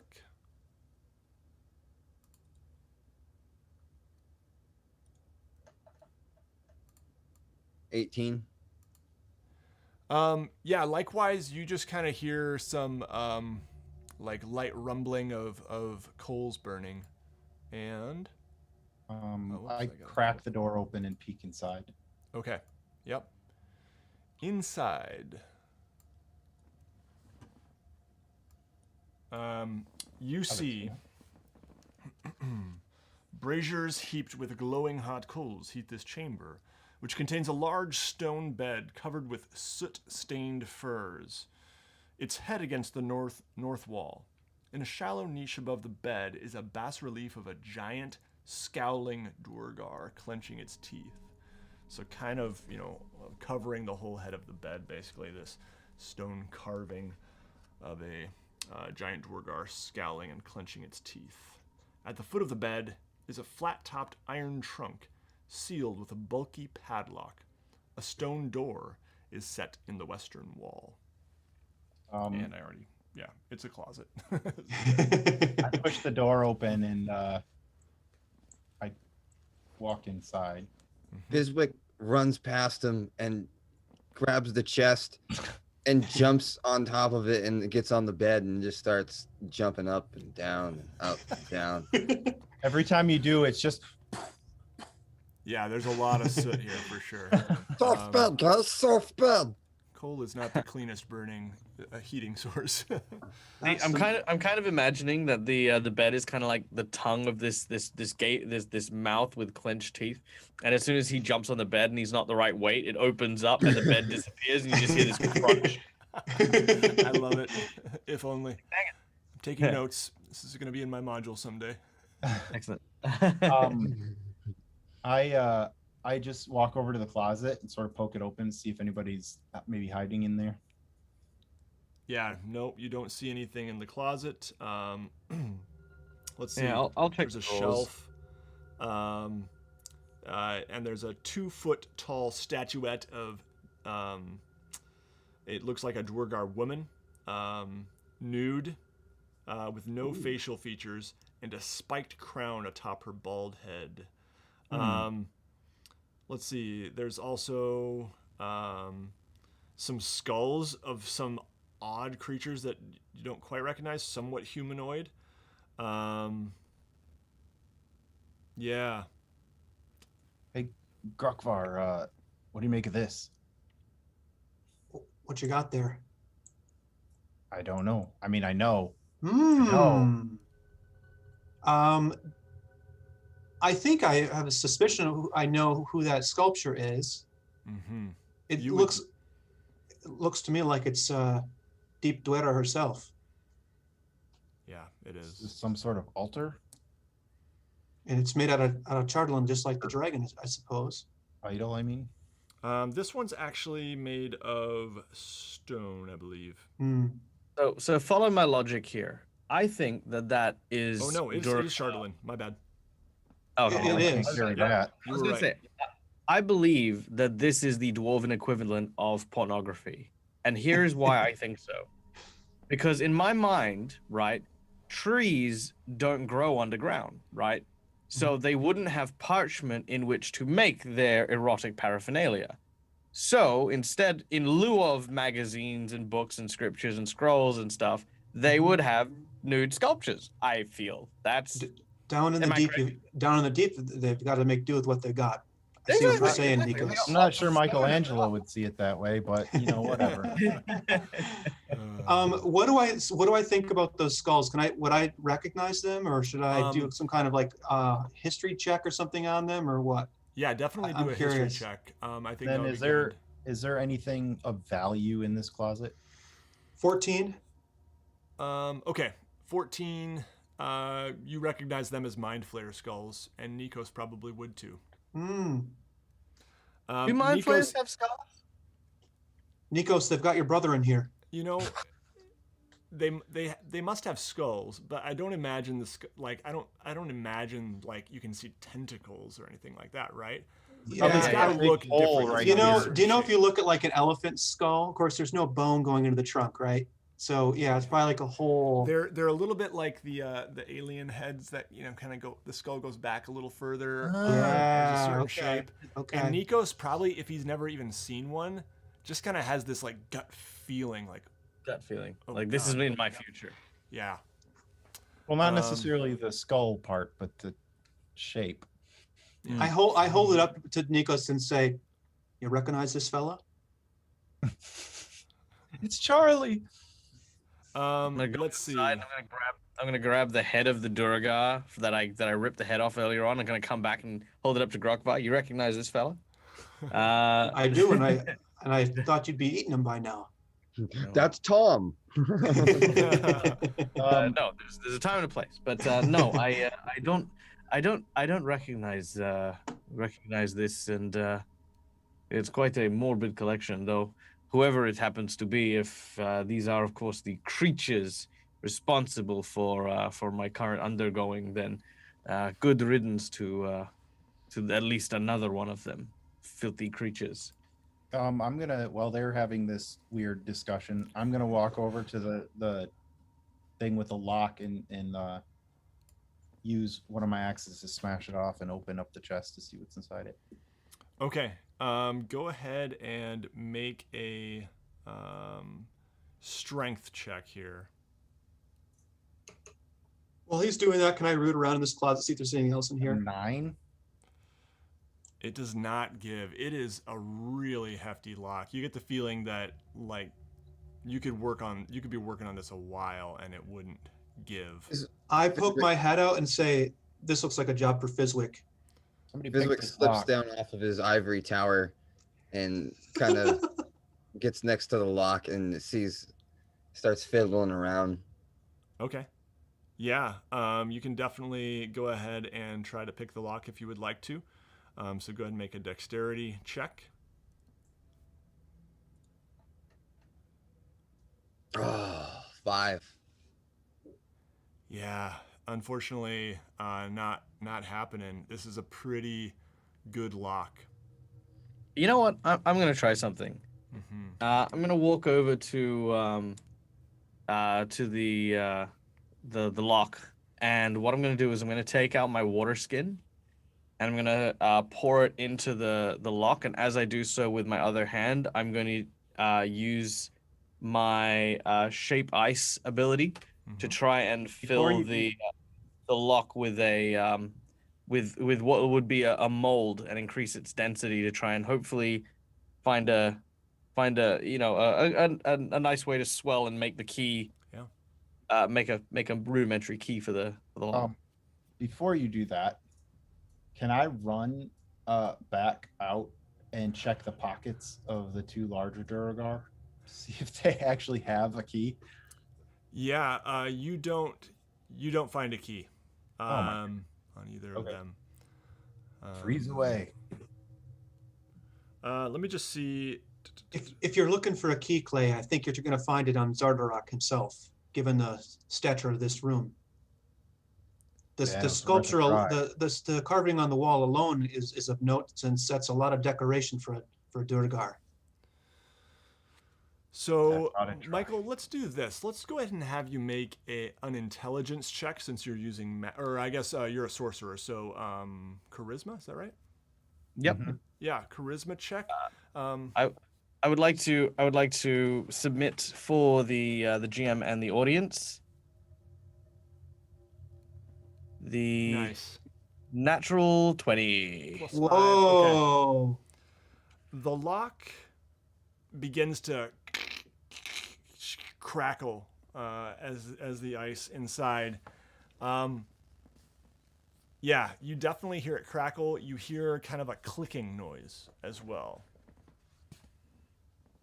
And when that's done, I'll grab the handle that I've made, which just for flavor, I'm gonna have as Nikos's face in a 2D plane. I'm just gonna twist the lock and hopefully it'll open. Yeah. as you pull, the lock pulls away from the hook, and you're able to remove it from the chest. Excellent. I take it off and I'll toss it to Fizwick. Okay. And then I will go. I'll go to open the chest, but before I do, I'll go. You know what, Clay? Why don't you open it up, big fella? I'm gonna step 10 foot away from the chest. I'm not gonna fall for it, and I'm gonna stick the tip of my javelin in the top of the chest and pull it open with the javelin. Okay. Which I think has a 10-foot reach. Sure. Yeah, I'll allow that. So you can be 10 feet away and just kind of lift it with your javelin. Nothing happens as you manage to lift. It's a bit, of a task, but you manage to lift it. It's a heavy chest, and mostly iron here. But inside, you can see some goods, some gold coins, and some what looks like maybe some clothing of some kind. Okay. You step up closer to examine. Yeah. Okay. Yeah, this contains a pair of dwarven sandals carved out of obsidian. There seems to be some kind of like a quilted a jacket that has gemstones sewn into it. There is also, there are a lot of gold coins scattered about amongst all the goods here. 250 total for the record. What kind of gemstones are in the jacket? Oh, there's a variety. There's, rubies. Any blue ones, perhaps? Emeralds, sapphires. Yes. Yep. And there is a malachite beard comb set. Ooh. With 7 red garnets. Grokvar, I think this is yours. There is a hookah made of platinum and star sapphire. Fizwick, this is for you. Give me that. And there is a rolled up leather scroll. Can I look at the scroll, see what's on it? Absolutely. On the scroll, as you open it up, Floating ruins. you see a series of numbers. 1, 3, Oh crap, 6, it's math. 8, Nikos, 2, here you go. 7, 2, 5, 2, and on it goes. And I can put this in the chat for you guys. Is it a lost number? So let me understand this. Right? I break open the chest. Grokvar gets a malachite comb. Fizwick gets a star platinum hookah, and you give me some dirty scroll with numbers in it. I roll up the scroll, and I'm very tempted to start lottery hitting numbers. You'll win Very- billions. very tempted to start hitting you on the nose like bad Clay. Now, Clay, you know more than all of us, perhaps, with the best way to be fair and righteous here. So let's let Nikos take first pick at what's in this chest. He's the one who used his devious ways to open it. I look, as much as I'd like to take credit for that, I think things like divvying up the spoils of a war we haven't won are a little bit tasteless. For now, we will put them in the big bag. The big bag that the big man should probably carry. I don't know. Does anybody else want the hookah? I want the hookah. Before you do, it. Nikos, I'm not claiming this for myself, but I'm going to put that coat with the gemstones on, and I'm going to put on the sandals as well, because when we come across Ardarak, I want to catch them off guard. Look, I did want to bring that up. I did want to bring this up. Maybe it's just me, but perhaps someone as, I don't know, robust as a Duergar should not be walking on obsidian sandals. Just a thought. Fine. Crazy thought. Fine. I mean, fine. I'll meet you in the middle. Obsidian sandals go in the sack. The coat goes on me. Would any of the gemstones on the coat work towards our goal of collecting a certain amount of, what was it, blue diamonds or Sapphires, something? I believe. Well, are you talking about Fizwick statuettes? Fizwick already has those. Remember, he got them he got one, I believe. He has one. Oh, Yeah. okay. What if we put on the robe and smoke from the hookah while walking around in the sandals? Maybe the Dread Pirate Roberts. Is this like the dude or something? We need a white Russian here. I picture it more like the coat that Kramer wears, the Technicolor Dream coat that he borrows in that one episode of Seinfeld. So real quick, I think maybe for the audience members who might not know about Fizwick's statue, what is Fizwick's statue? It is an owl statuette, smallish, and it had 2 sockets for eyes that last Elias at the Darksea Workshop identified as perhaps having some magical property.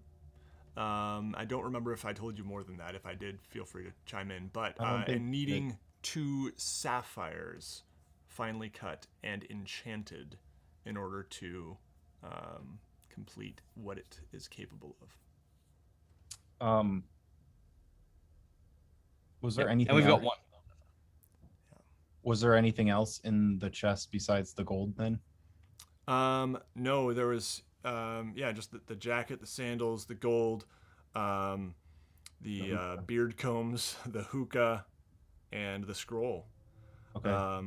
Yeah, you guys take all that stuff? Yep. Okay.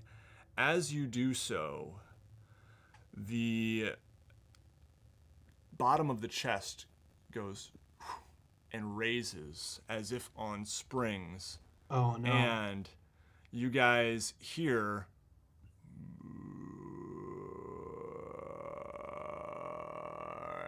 coming from the stone carving over the bed, and smoke, poison smoke, poofs into the room. And I need all of you to make a DC 14 Constitution saving throw. Nice. 8. Oh, natural 1. I rolled a 7, but as a Duergar, I have advantage against poison. Would that work in this case? Yeah, it would.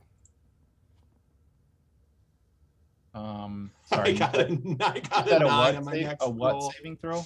Constitution.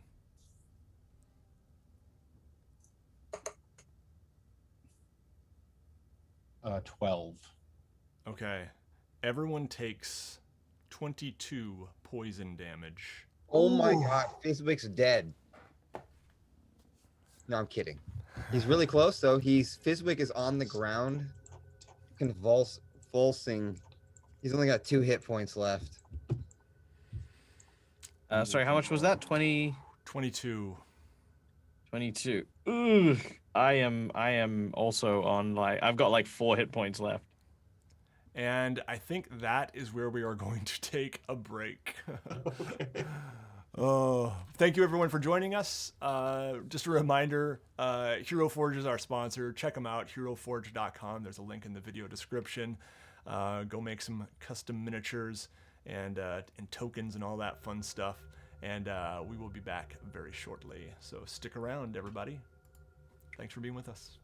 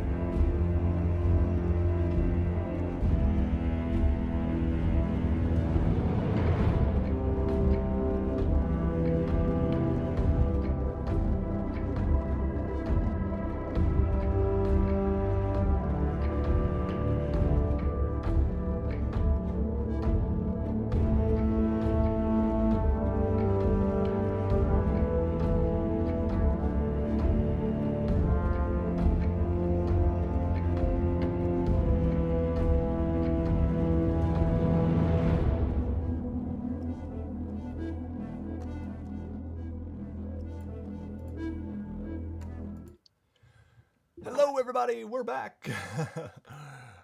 Thanks so much for hanging with us through the break there. Before the break, in case there's anyone just joining, the players had pilfered a chest of really valuable goodies, by the way. I'll send you guys the details later, but dang, y'all rich if you survive. And a poisonous cloud of gas emitted from this bas-relief stone carving of a Duergar face.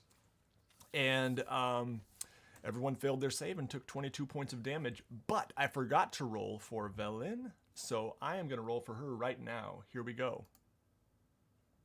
Oh, you guys, oh man, ruined the suspense. I'm going to re-roll it since no one can see it. And I'm going to zoom out. Oh, I don't know if it's going to work. Anyway, we'll just try this again here. I don't know if the dice tray thing really works. I'm going to roll until one shows up on screen. There we go. Ha-ha! She rolled an 18. There we go. All right. So she made the save, and therefore probably takes half damage. Let's see here.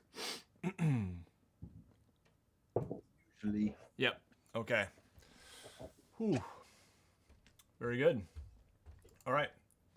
Gentlemen, what would you like to do? Well, get out of this room. Yeah. First, I was going to ask, is that a shield sitting against the wall there? Or can it be? Sure. And I forgot something too.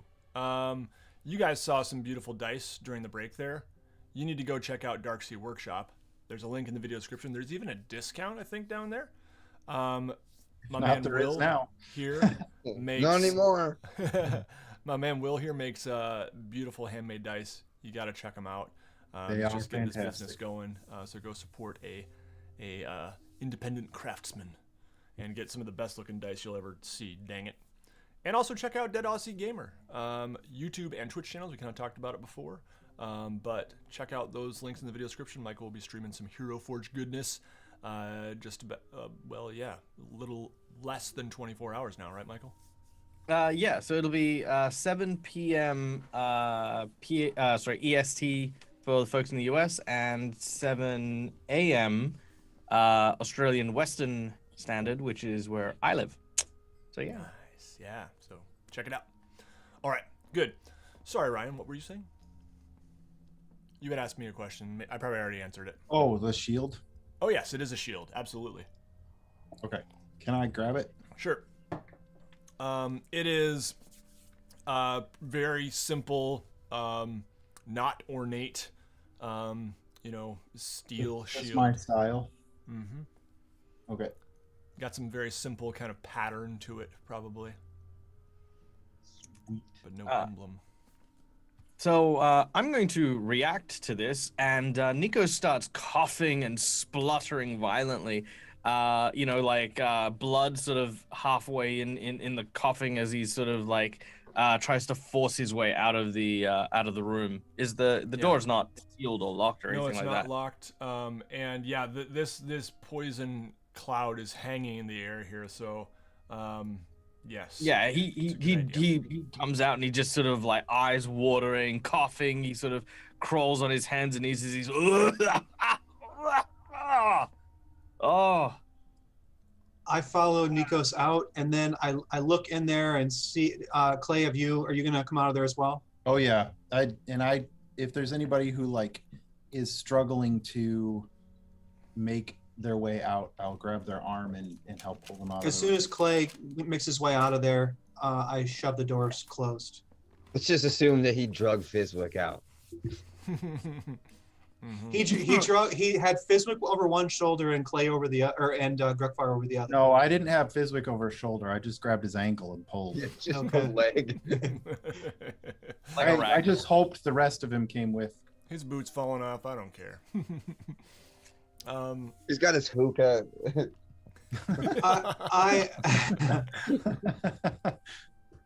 I think everyone should gather around me here in this in the entryway and for a moment, and I'll say a prayer for our healing. But I got to warn you, I don't even know if Ulla's grace can save us now. I'm feeling quite faint. You can skip me if you need to. Oh no. I mean, I don't want you to, but I'm Is gonna. it- I'll take Clay's healing if he doesn't want Okay, I'm gonna blast everyone. This is with a healing. birthday cake. it. Everyone can take 10 points of healing. Can Fizwick elevate us all with his hookah? Doesn't work that way here. There is no medicinal weed in sight. There's some old Toby. How are you all holding up? Do we need to take a rest here while we can bar the door, or and it's a risk to do so? But should we keep moving? What do you say?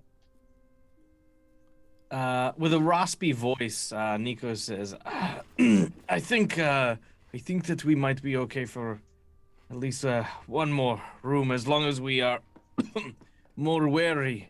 It seems as though the Sunblighters were a wily contingent of Durga, and there may be more traps ahead, dangerous ones, and in our condition, I definitely do not want to encounter yet another one. Yeah, should we head down the hall to the next set of double doors across from the giant shaft? Yeah.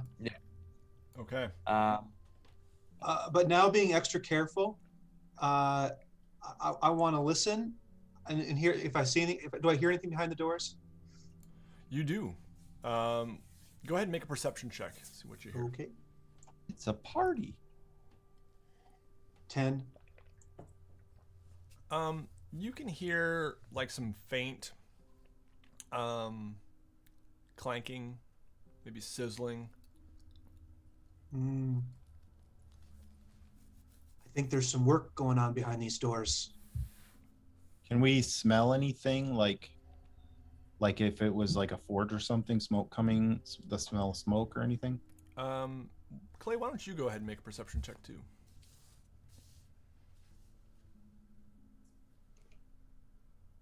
14. You smell. It's not like the smell of a forge necessarily. It's a little more fragrant than that. What did Duergar do that smells good? Would I recognize that as some Duergar delicacies? You would recognize it as smells of home, Grukvar. Not a forge, Clay. I think that's they're cooking something up in there. It's a mess. It's a kitchen. perhaps it's some of my favorites. Some of those fricasseed spider eggs. Fizwick is You can nearly go in. pushing his nose into the gap. Uh, Girls, Everyone, stay clear of the door. I'm gonna take a peek inside. Okay, are you trying to be stealthy here as you do Yeah, this? Then you yeah. can make a stealth roll. I don't want to open it all the way. I just want to get enough so I Yeah. can look inside. Yeah. Okay. Just give it a little crack.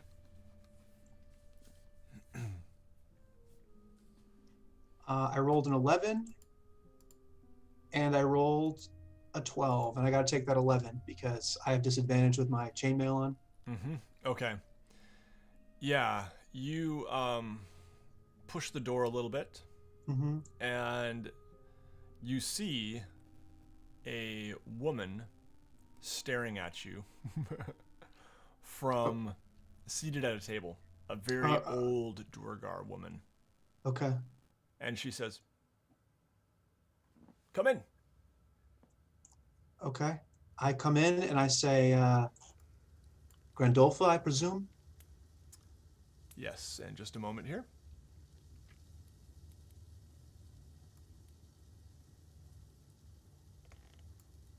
Okay. 3 braziers heaped with glowing hot coals illuminate and heat this long hall. At the eastern end is a hexagonal stone table surrounded by 6 stone chairs. Seated in the chair facing the door is a haggard old Duergar with long black hair streaked with ribbons of white and fingernails like shards of iron. She is devouring a hearty buffet of cooked meats, mushrooms, and strange underdark fare. Lurking next to her, excuse me, is a small mechanical dragon made of a shiny black substance. Hunched over a hot stove in the west side of the room are 3 Duergar cooks. At the sight of you, they drop their utensils and reach for their weapons, but the old Duergar says something in Dwarvish that keeps them at bay. And you would know she says, "Hold." Let them enter. I poke my head out the door and say, we've got some of our friends in here, some of the 5th column. Come on in. You guys may enter if you so choose.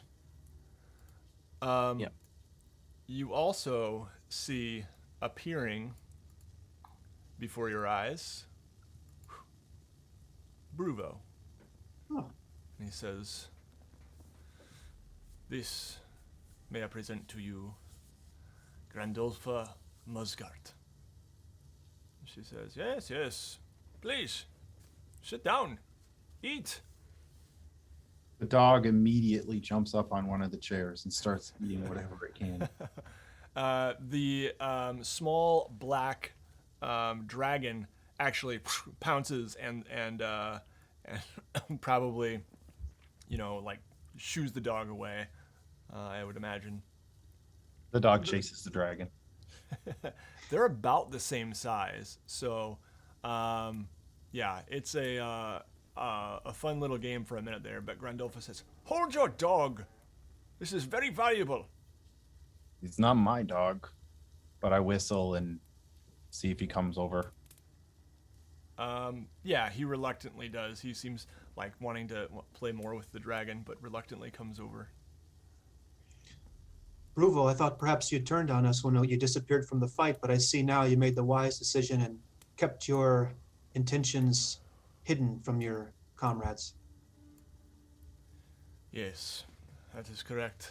I did not want to put myself at risk, blow my cover, so to speak, although I'm sure many will be suspicious now. We made sure that there were no survivors. Is this all of you? This, Grandolfa says, is not quite all who are loyal to me, if that's what you mean. It is. No, there are more, and most of them are likely down below, at the forge level. How do we get there? There is an elevator, and there is also a faster way across the hall. You mean sort of just pitching yourself down into the pit? Yes, it was a joke. Don't do that, please. Oh, okay. I didn't know what sort of magic you might have available to you. There's more of you.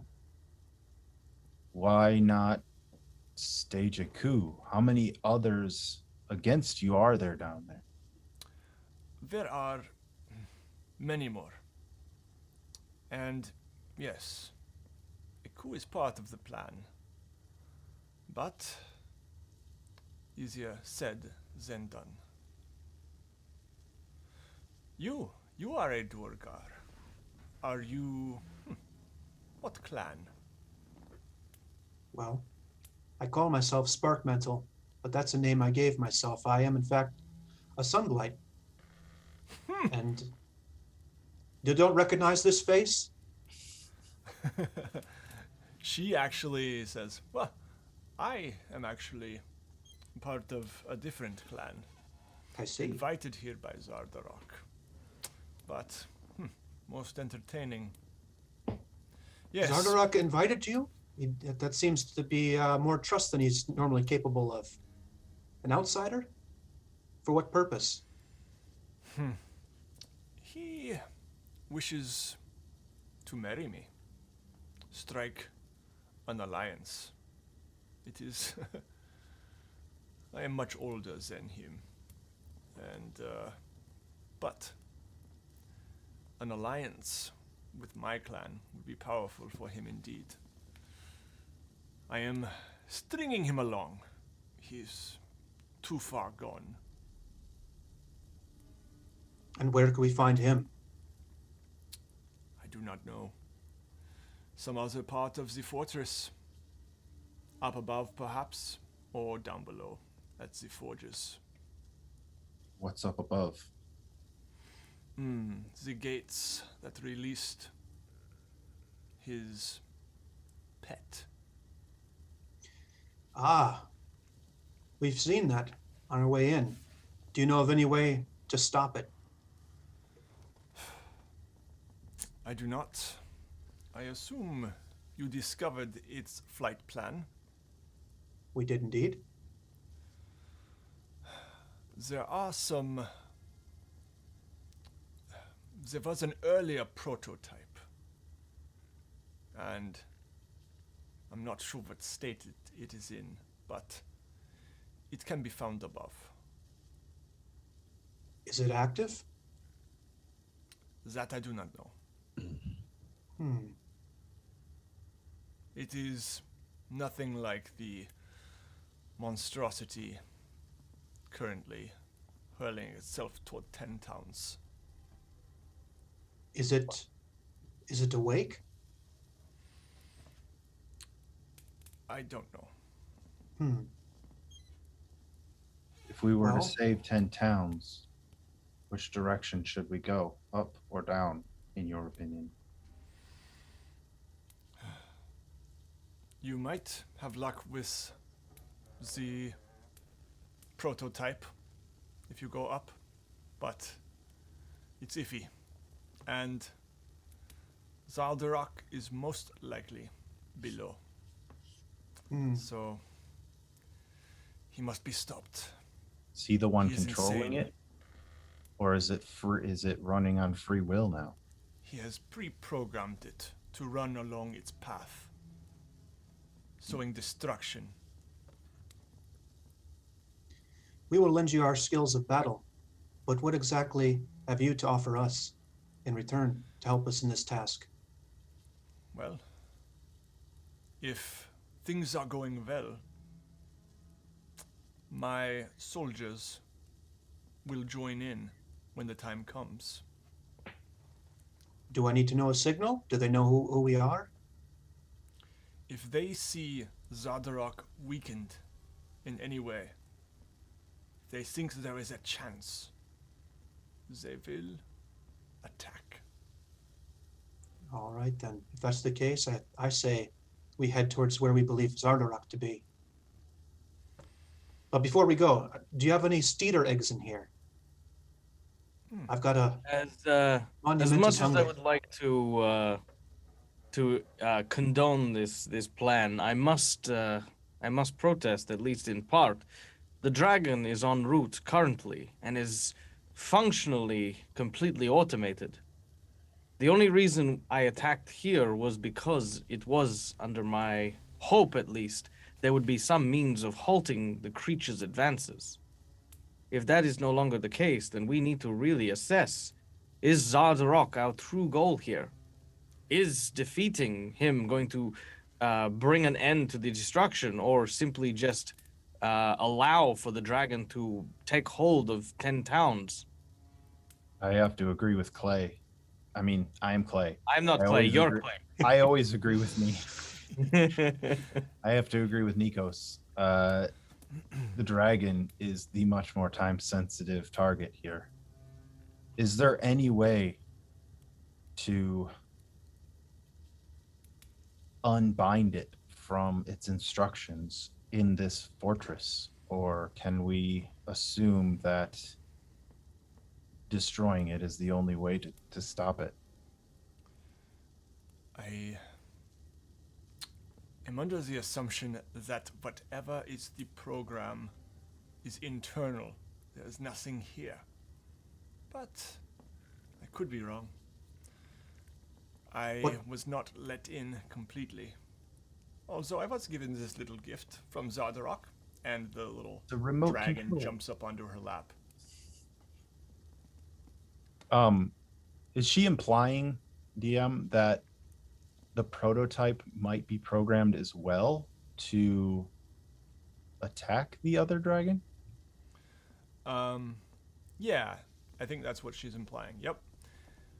And she also says, I know you are concerned for your towns, But I urge you to think what the 5 of you could do against such a threat.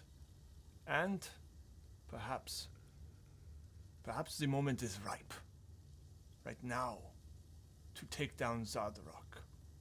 But I understand you must do what you must.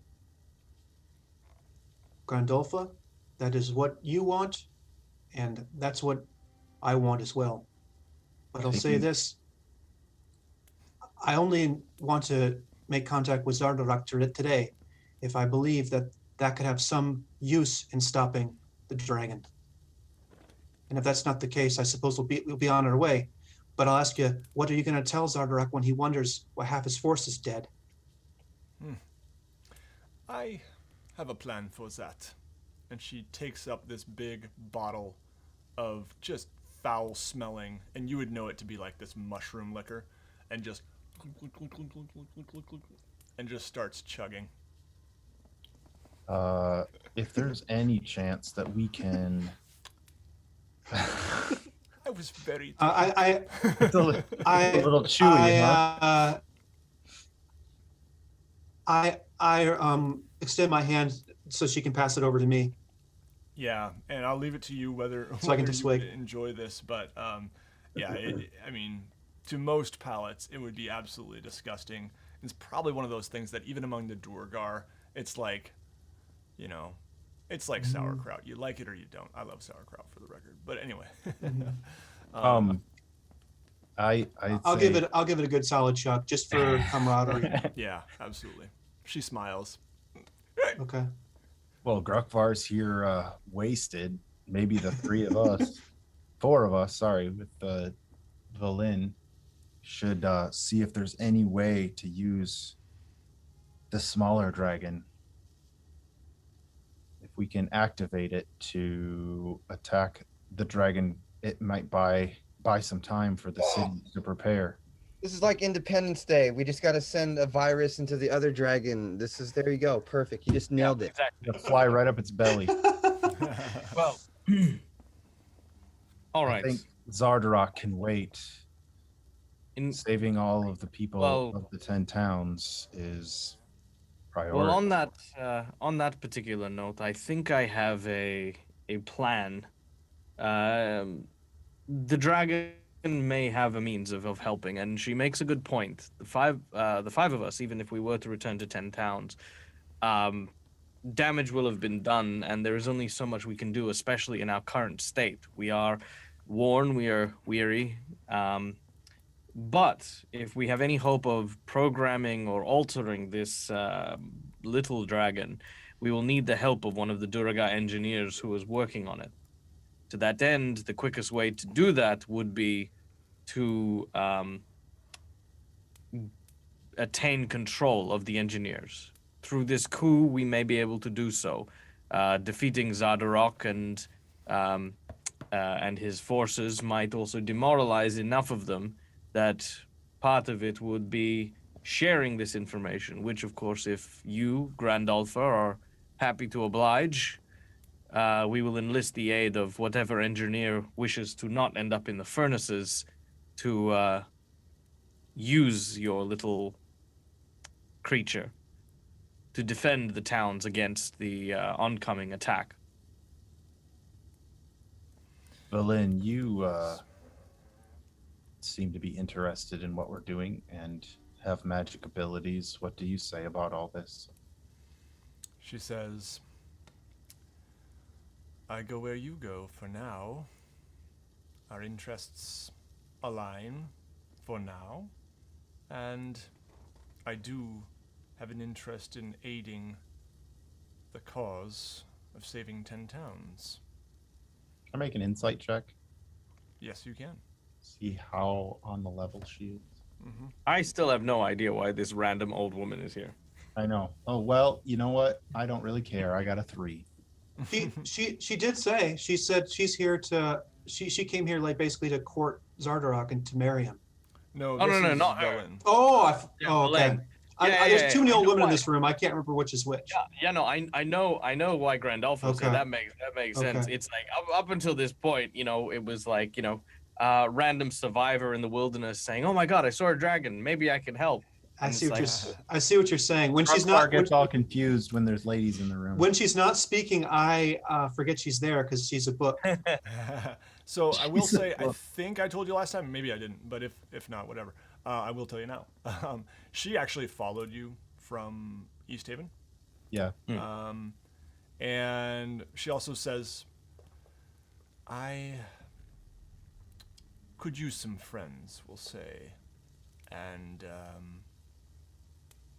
if I help you out, I suppose someday you might help me. Quid pro quo, Clarice. We'll put that on the Well, back burner.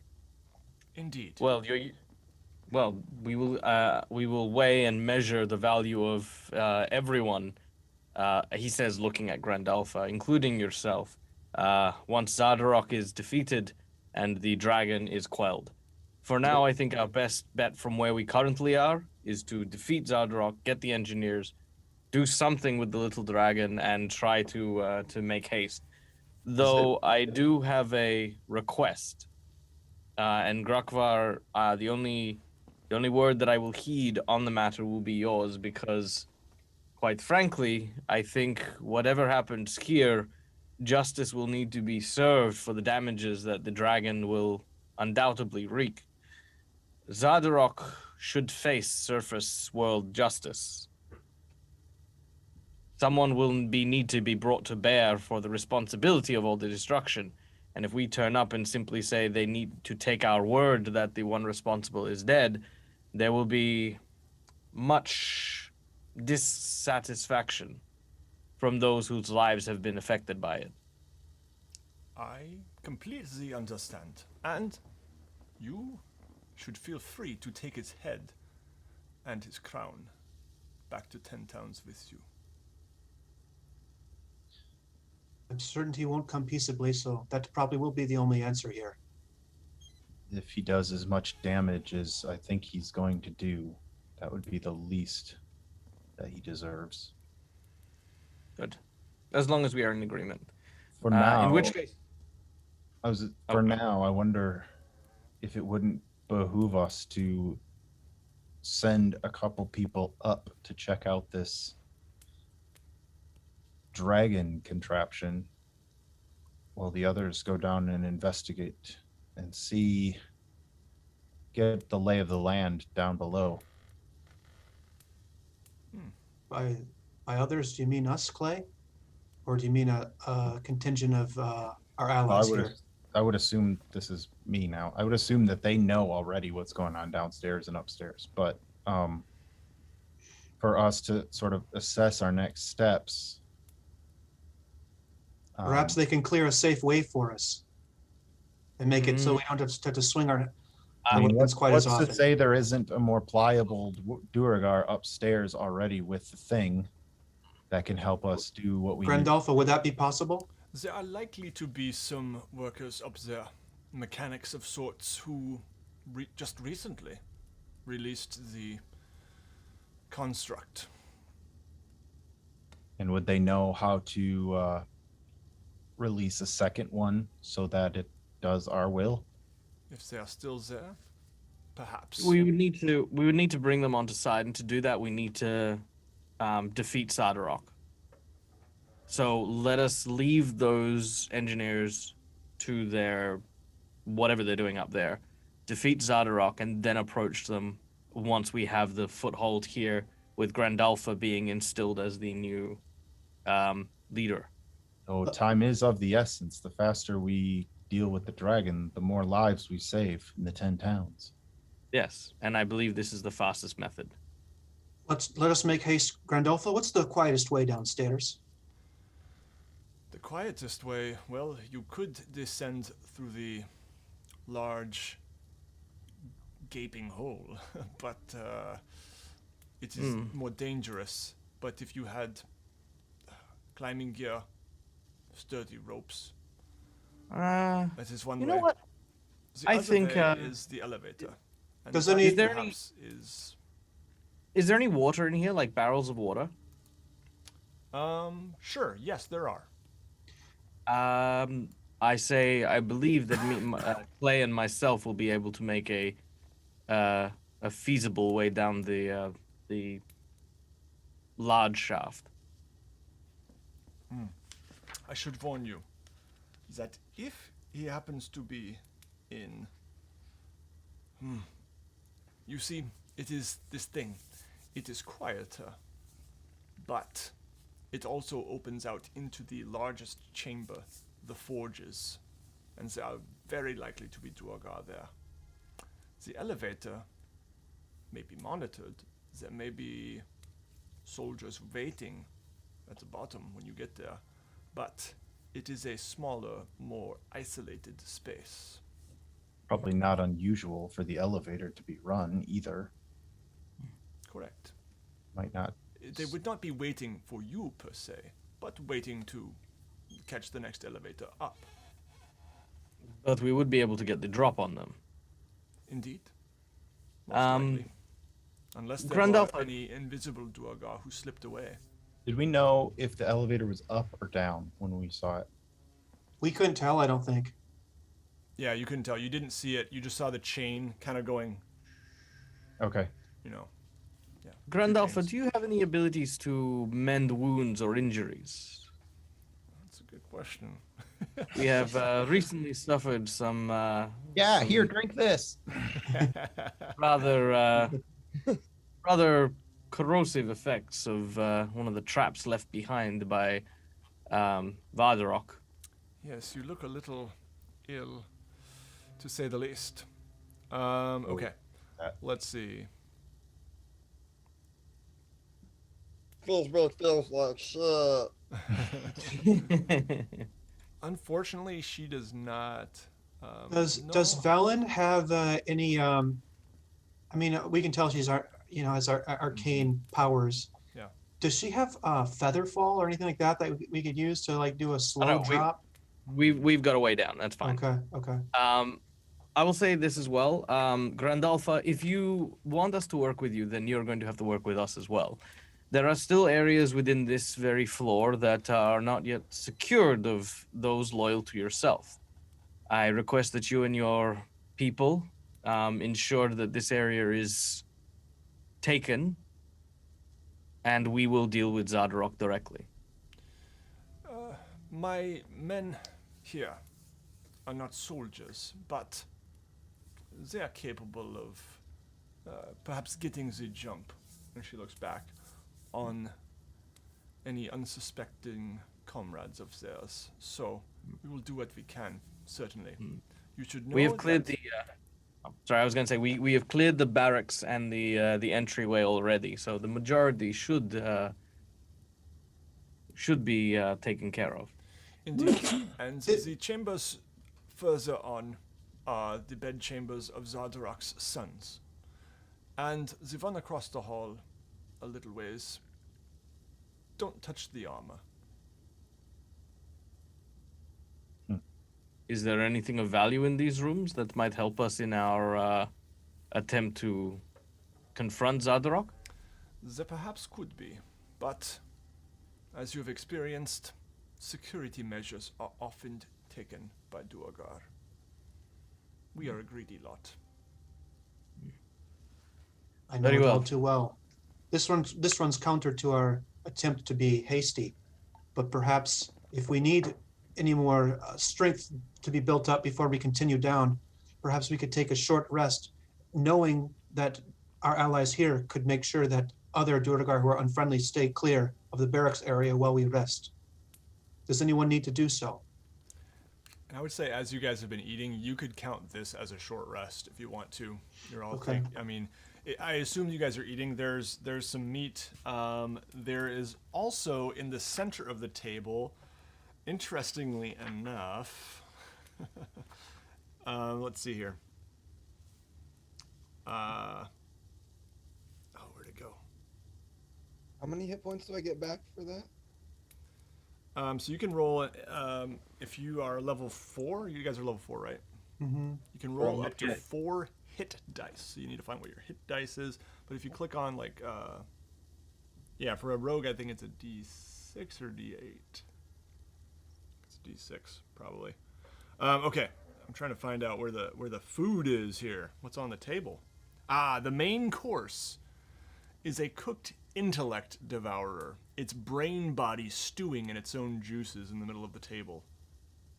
The characters that you guys can partake as you wish. There is also a thin layer of ash covering pretty much everything. Kind of spoils the taste a little bit, but you know. I will definitely take a bite out of the brain of the intellect devourer. Yes. You do so, and yeah, it doesn't taste great. It's ashy, but I imagine it actually is probably the most satisfying food other than you've had in a while. Yeah, I like it. Okay. Yeah, I'm gonna spend 2 hit die on this to bring me to 24 out of 26 hit points. Yep. Anyone else can feel free to do so as well. Okay, I'm also doing that. So on D&D Beyond, I think if you click on the short rest button, you can actually check how many hit dice you're using as well. Mm-hmm. And you can always roll one and then see what it does, and if it's not enough, keep rolling until you get where you want to be. Okay. So I'm hitting the Yeah, it's not working for me. this. It doesn't. It doesn't automatically.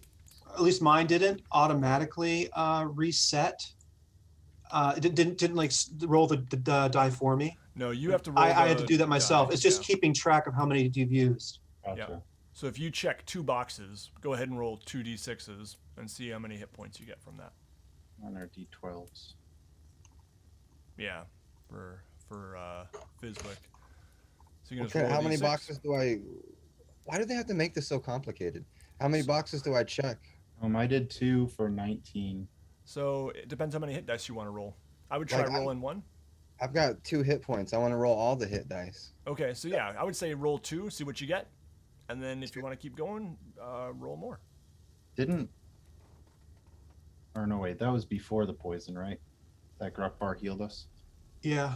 Well, no, I was that after the That poison. was after. But you yeah. should have, Fizwick, you should have 12. Yeah. Well, Gruckvar gave some healing. So you went down to 2 and then back up 10. I still can't figure this out. What do I? So just roll a d6. Okay. And then add that to like your healing, you know. But if you had my 10 points and that brought you back up to Your full health, then Constitution modifier, you don't right? even need to roll anything. So I'm at 30. Oh, I'm okay. So I'm at full health. Well, what is your total? No, what's your no, max? so What's your you max had- XP? You had 12 hit points Yeah. because Gruckvar healed, right? Now, if you roll a d6, you can add that to your hit points. If you want It's to a roll D- another d6, you add another. It's a D6 plus your Constitution modifier Oh yeah. each time. Is it? I think it's plus your Constitution modifier once. Would be my guess, but I. It says roll a dice and add Yeah, your wouldn't it be so Constitution smart to just be able to hit the short rest button and it fucking does it? Well, no, because I'm you sorry, you have a choice. You have a choice of how many of those die you want to use per short rest. But what does that so- mean? What dice? Like, how many dice am I using? What? It says right there. So if you hit short rest, the little window Yeah. pops up, and then it says, like for me, it says barbarian hit die 1d12 plus 4, because that's my Constitution modifier. So if I do 2 of those, it'd be 2d12 plus 8. 9? Is that a good number? Does that sound right? I'm loving I that just have number. 9 hit points. Yeah. How many times did you roll a d6 to get that? None. I was just making a number up and asking. Okay, if- so roll a d6. Just do it. Okay. 3. Okay, you have 3 more hit points. Now you're at 15. Do you want to roll again? Yeah, Yeah, roll again. that's kind of dumb. Okay, I'm gonna roll as many times as I can. 6 What's your also, what's your Constitution modifier? plus 2. Okay, you so have- you actually got 5 from the first 17. one, right? He's on 17. 17. Okay, 17. good. Now you can roll it again, and what do you get the second time? 6. Okay, you got a 6 plus 2 is 8, so now you have 17 plus 8, 25 hit points. Do you want to roll again? This is silly. Yeah. Okay, go ahead and roll again. Like what? I just don't understand why we're doing this. because I want you to live. That's the equivalent I of want you to live, resting Fizwick. I want you to live. It kind of makes you Yeah. ration your hit dice a little bit, like how many. Yeah. So basically, no matter what short rest we take later on in the day, you can't use anymore because you've used all your allocated hit die for that day. It forces That's you to why you have gotta to take a long rest to heal, basically. Correct. Yep. Yeah. So Yeah. did you roll again? What'd you get the third time?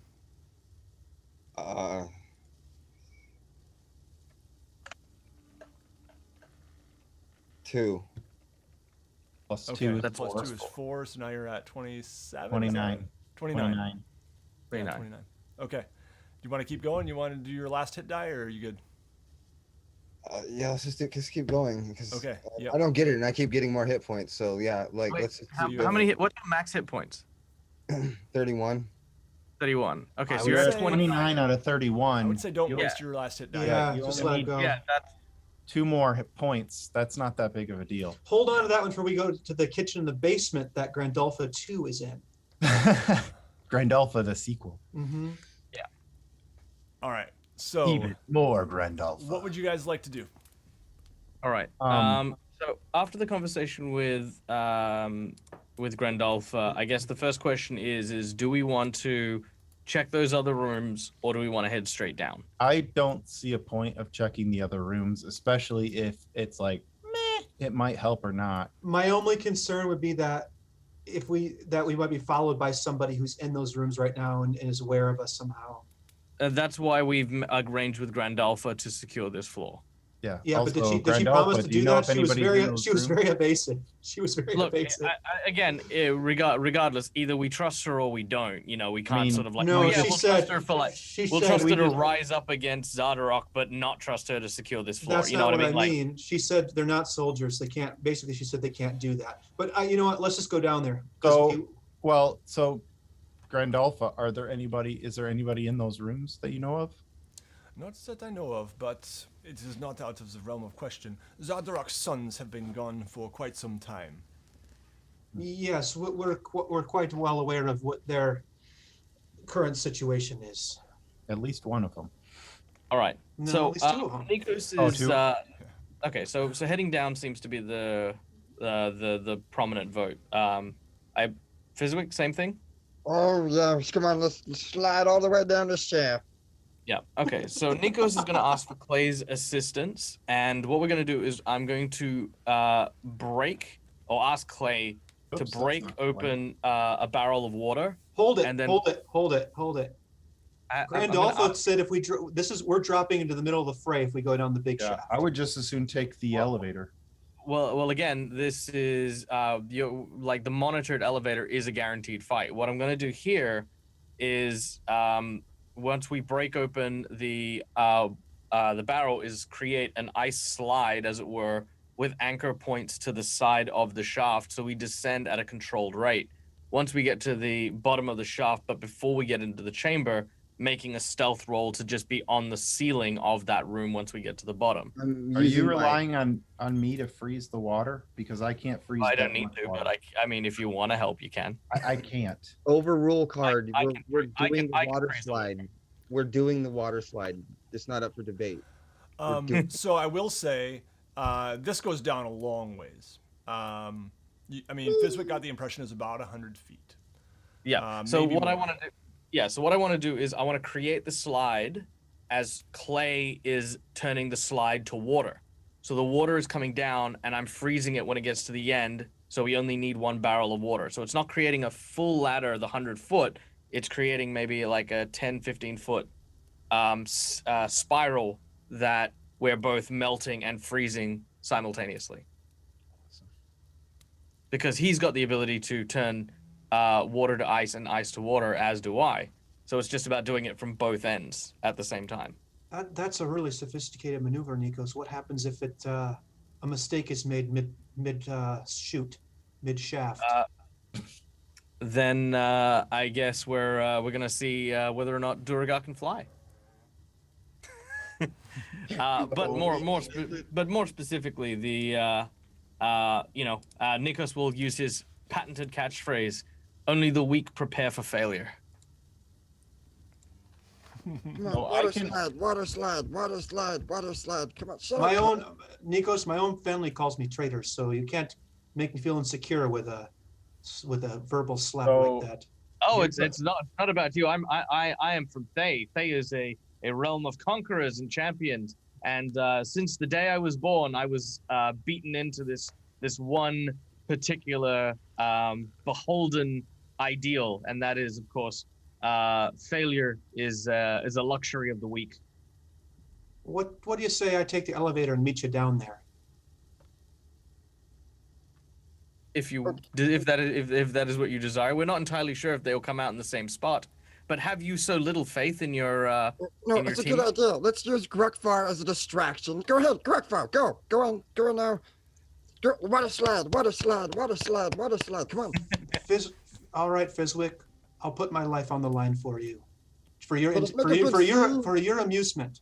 We'll Put my save life you. on the line for you. Just talk to him about some family business and how you killed Tom and like.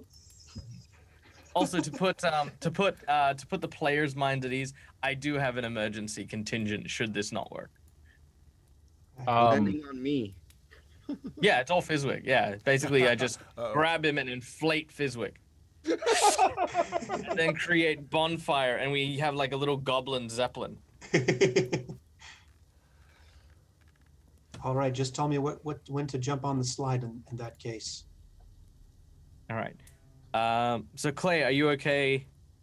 Either Trying to making figure- I'm trying to figure out if this will work. So, So- I can create or destroy water, and I can freeze water. I can't thaw water. Okay, so I can thaw water. Okay. So if you're on the bottom of the slide freezing it, and I'm on the back of the slide thawing it, then we should be able to create the effect. Now, the other thing I'm thinking of is I can tell water where to go, whether it's frozen or not, in a 5-foot cube. Could I not just make a ice chair and we could just ride it down the shaft? Or ice steps. So the sides are sheer. Right, but I'm saying I could, if I don't care where ice is, if I can make ice go wherever I want it to go, can I just make an ice-evator down down the middle of the shaft for us all? I Or suppose does the it not- question is can you create ice that just hovers in the air, suspended by nothing? You guys are like it says Green I can Lantern, put it John wherever I Stewart, want just it. Making an elevator of ice going up Yeah. and down. That seems a little OP, but it doesn't. It seems like if I can put it wherever I want it, That may be, but it doesn't mean doesn't say it's going to just stay there. yeah, you know? like that, it might be still It subject. doesn't to say like gravity. a null's gravity. Yeah, Yeah. that's true. 5-foot cube, you manipulate it. Okay. I'm just reading it here. I mean, if you guys have enough water in all those barrels, then maybe Nikos and Clay, you guys can just make a slide and not worry about thawing and refreezing it. I don't know. Well, that's 100 foot, and it might be a bit much, but it's fine. Either way, we've got a. Yeah, I'm not we- sure yeah. if the Oh. water would just float there. That's the only thing. Yeah. Honestly, I don't think there's any problem with the slide to be benefited from any kind of changes to the engineering of the maneuver. What if instead of a slide we do stairs? Like you take the stairs away from the top, and I put them back at the bottom. Sure. That way we're yeah. not rocketing down, and we Well, I have mean, you time could to always concentrate change on the what we're doing. Yeah, well, I mean, with the slide, you can change the inclination. You know. Yeah. Either way. Yes, I can do that. Yeah. Sure. All right. So let us get on with this. All right. Venlin looks very skeptically and raises an eyebrow and says, theoretically, it should work. I think it's risky, but I'm willing to go with it. Let's make the ice a full 5 feet thick so that we don't accidentally crack and fall through it. There's a lot of us on it. All right. Fizwick puts his GoPro on his chair. Well, you're going to go base jumping? Going live. All right, hold on to your hookahs. Yeah, are you guys bringing all that stuff with you, or? You know, I think leaving. Leaving in the chest isn't a good idea. I think I mean, we You know should what? Yeah, keep let's keep it with us. Let's keep it with us. Yeah. I mean, I for sure have the shield, and I don't feel like we should leave the riches behind. Are you riding the shield? No, that's too much fun for Clay. Okay. Clay can't take it to a His 10. mind would explode. Okay, let's do this. I'm gonna have Clay and Nikos just make a roll. So Nikos would be charisma. Clay, we'll just have you do, I don't know, whatever you want. An ability thing you're good at because. Yeah. So I think. So technically, I don't have to roll to do this. Right. I'm gonna let you guys do this. I just want you to make a roll to see how smoothly your plan is Okay. executed. So a dirty 20 for me. Okay. Let's see what makes the most sense. How about acrobatics? Sure. That's a 7. Okay. So yeah, I would say that the who does what again? Who does the freezing? Me. Okay. Yeah, so I would say that, there's certainly some contortions that kind of cause you to everyone to lose faith for moments as you slide down here, but you manage to make your way, albeit somewhat bumpily and unevenly, down the shaft here. God, my furnace and my humidifier are so loud. Hold on. And I guess I'll ask you this. What is the end game? I mean, do you guys want to out into the forge? Do you want to, yeah. So, when we get to the forge, so what I would have instructed with Clay is to create basically a platform on the ceiling. So the reason for the slide is a smooth motion in a circle that then slides us onto that platform with struts attached to the ceiling, creating a 5-foot thick platform above the forge. So we I can't do a whole 5 foot thick across because it's like what, 10, 20, 5, 10, 15, 20, 25, 30. It'd be about 35 25 feet foot. across. So I can do a volume of 5 feet by 5 feet. So Okay. You could do like a 2 by, longer or something. 2 yeah, feet like by- 6 inches deep, thick and cover the Okay. whole space. So once we get to the bottom, I'll assist with making it and fulfilling it and making it at least like 4 foot thick. Yeah. Well, I don't know. You decide, DM. It says that I can work with water that I can see within a range that fits within a 5 foot cube. Does that mean I have to make a 5 foot cube, or it's that volume? I'll let it be that volume because we're already too far gone. Oh crap! I forgot something. What'd you forget? You Oh, I can't misunderstood make the rules. You're all dead. it. Okay, so no, I think that could work. So yeah, you guys managed to kind of down this shaft, and then at the bottom you start to slow things down, level it out as you can start to see more light, the glowing orange embers from the forge getting nearer, and you make a platform. You do start to feel the ice getting quite wet, and you get the feeling that time is of the essence. I will pull up the next map, and I'm going to take my time doing it so that you guys can really sweat here. Okay. Hey, mine ice is magical ice. It lasts for an hour. The forges be hot, but okay. Yeah. All right. So, you guys are down in. Okay.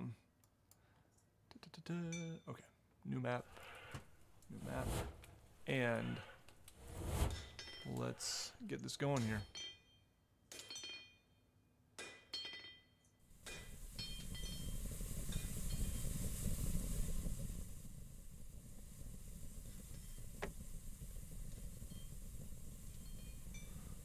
I feel like I'm back home. Back in the old forge again. Yeah, the smells You had to are sleep familiar on with the ice? sounds.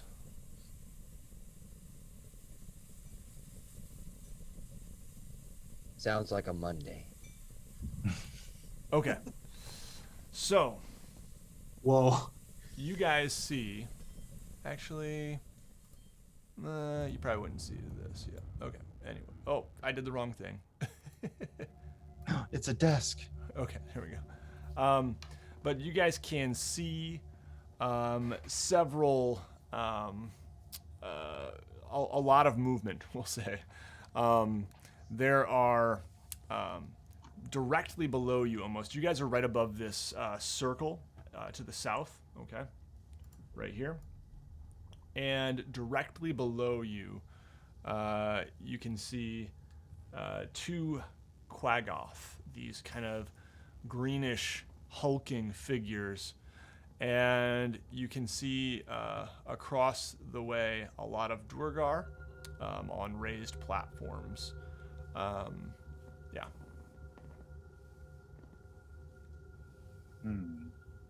So Actually, I should read the description too, just to make sure I'm not missing anything. This is kind of a longer one. Smoke fills this warm cavern, which has a ceiling that ranges from 40 feet high down to 20 feet high along the south wall. The source of the smoke and heat is a 10-foot tall stone forge shaped like a pyramid with its peak sheared off. Ripples of heat and flashes of firelight spew from the top of the forge, which emits a deep, pulsating heartbeat. A 5-foot deep trough extends east from the forge, with rows of black anvils on either side of the depression. Overlooking the forge are 4 20-foot tall guard towers, 2 20-foot tall guard towers, with gray-skinned dwarves standing behind their low battlements. Stone stairs provide access to the tops of the 2 towers nearest the forge. South of the forge is an enormous 5-foot tall iron platform fitted with cranes and clamps, with short flights of iron stairs leading up to the top of the platform, and that is that square thing to the left, the rusty looking thing. Let's see. Surrounding it is a cleanup crew consisting of female and male Duergar with a horn. What?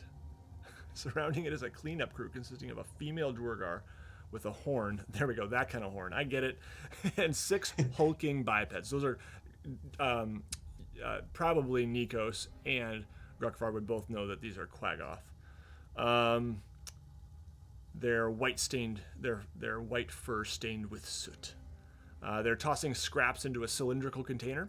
In the 20-foot high ceiling above the bin is a wide rectangular hole, and that is about it.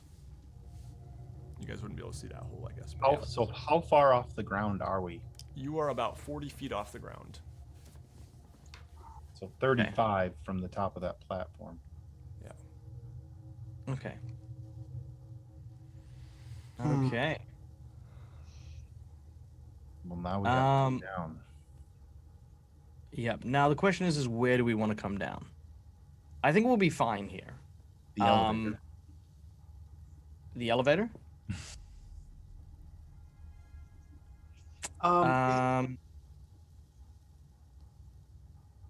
So there's like that smelting trough connected to the forge there. Mm-hmm. Quaggoths are around it. Yep.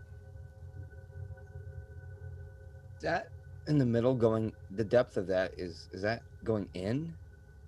No, it's up. This the pyramid orange with thing. Yeah, it's raised. It's raised a little bit, like a raised trough, kind of for the. Oh, And okay. what's the trough like? How high off the ground is that? You said the pyramid was 10 feet. Yeah, I would estimate it's probably, just a few feet off the ground. And you said there's like cranes and stuff. Is there anything like we can mess around with and like drop something on somebody? Or Well, since there's a theme of ice happening right here, I can plop a 5-foot cube of ice into the trough and cause a whole bunch of steam as a distraction. If we can That's a good idea.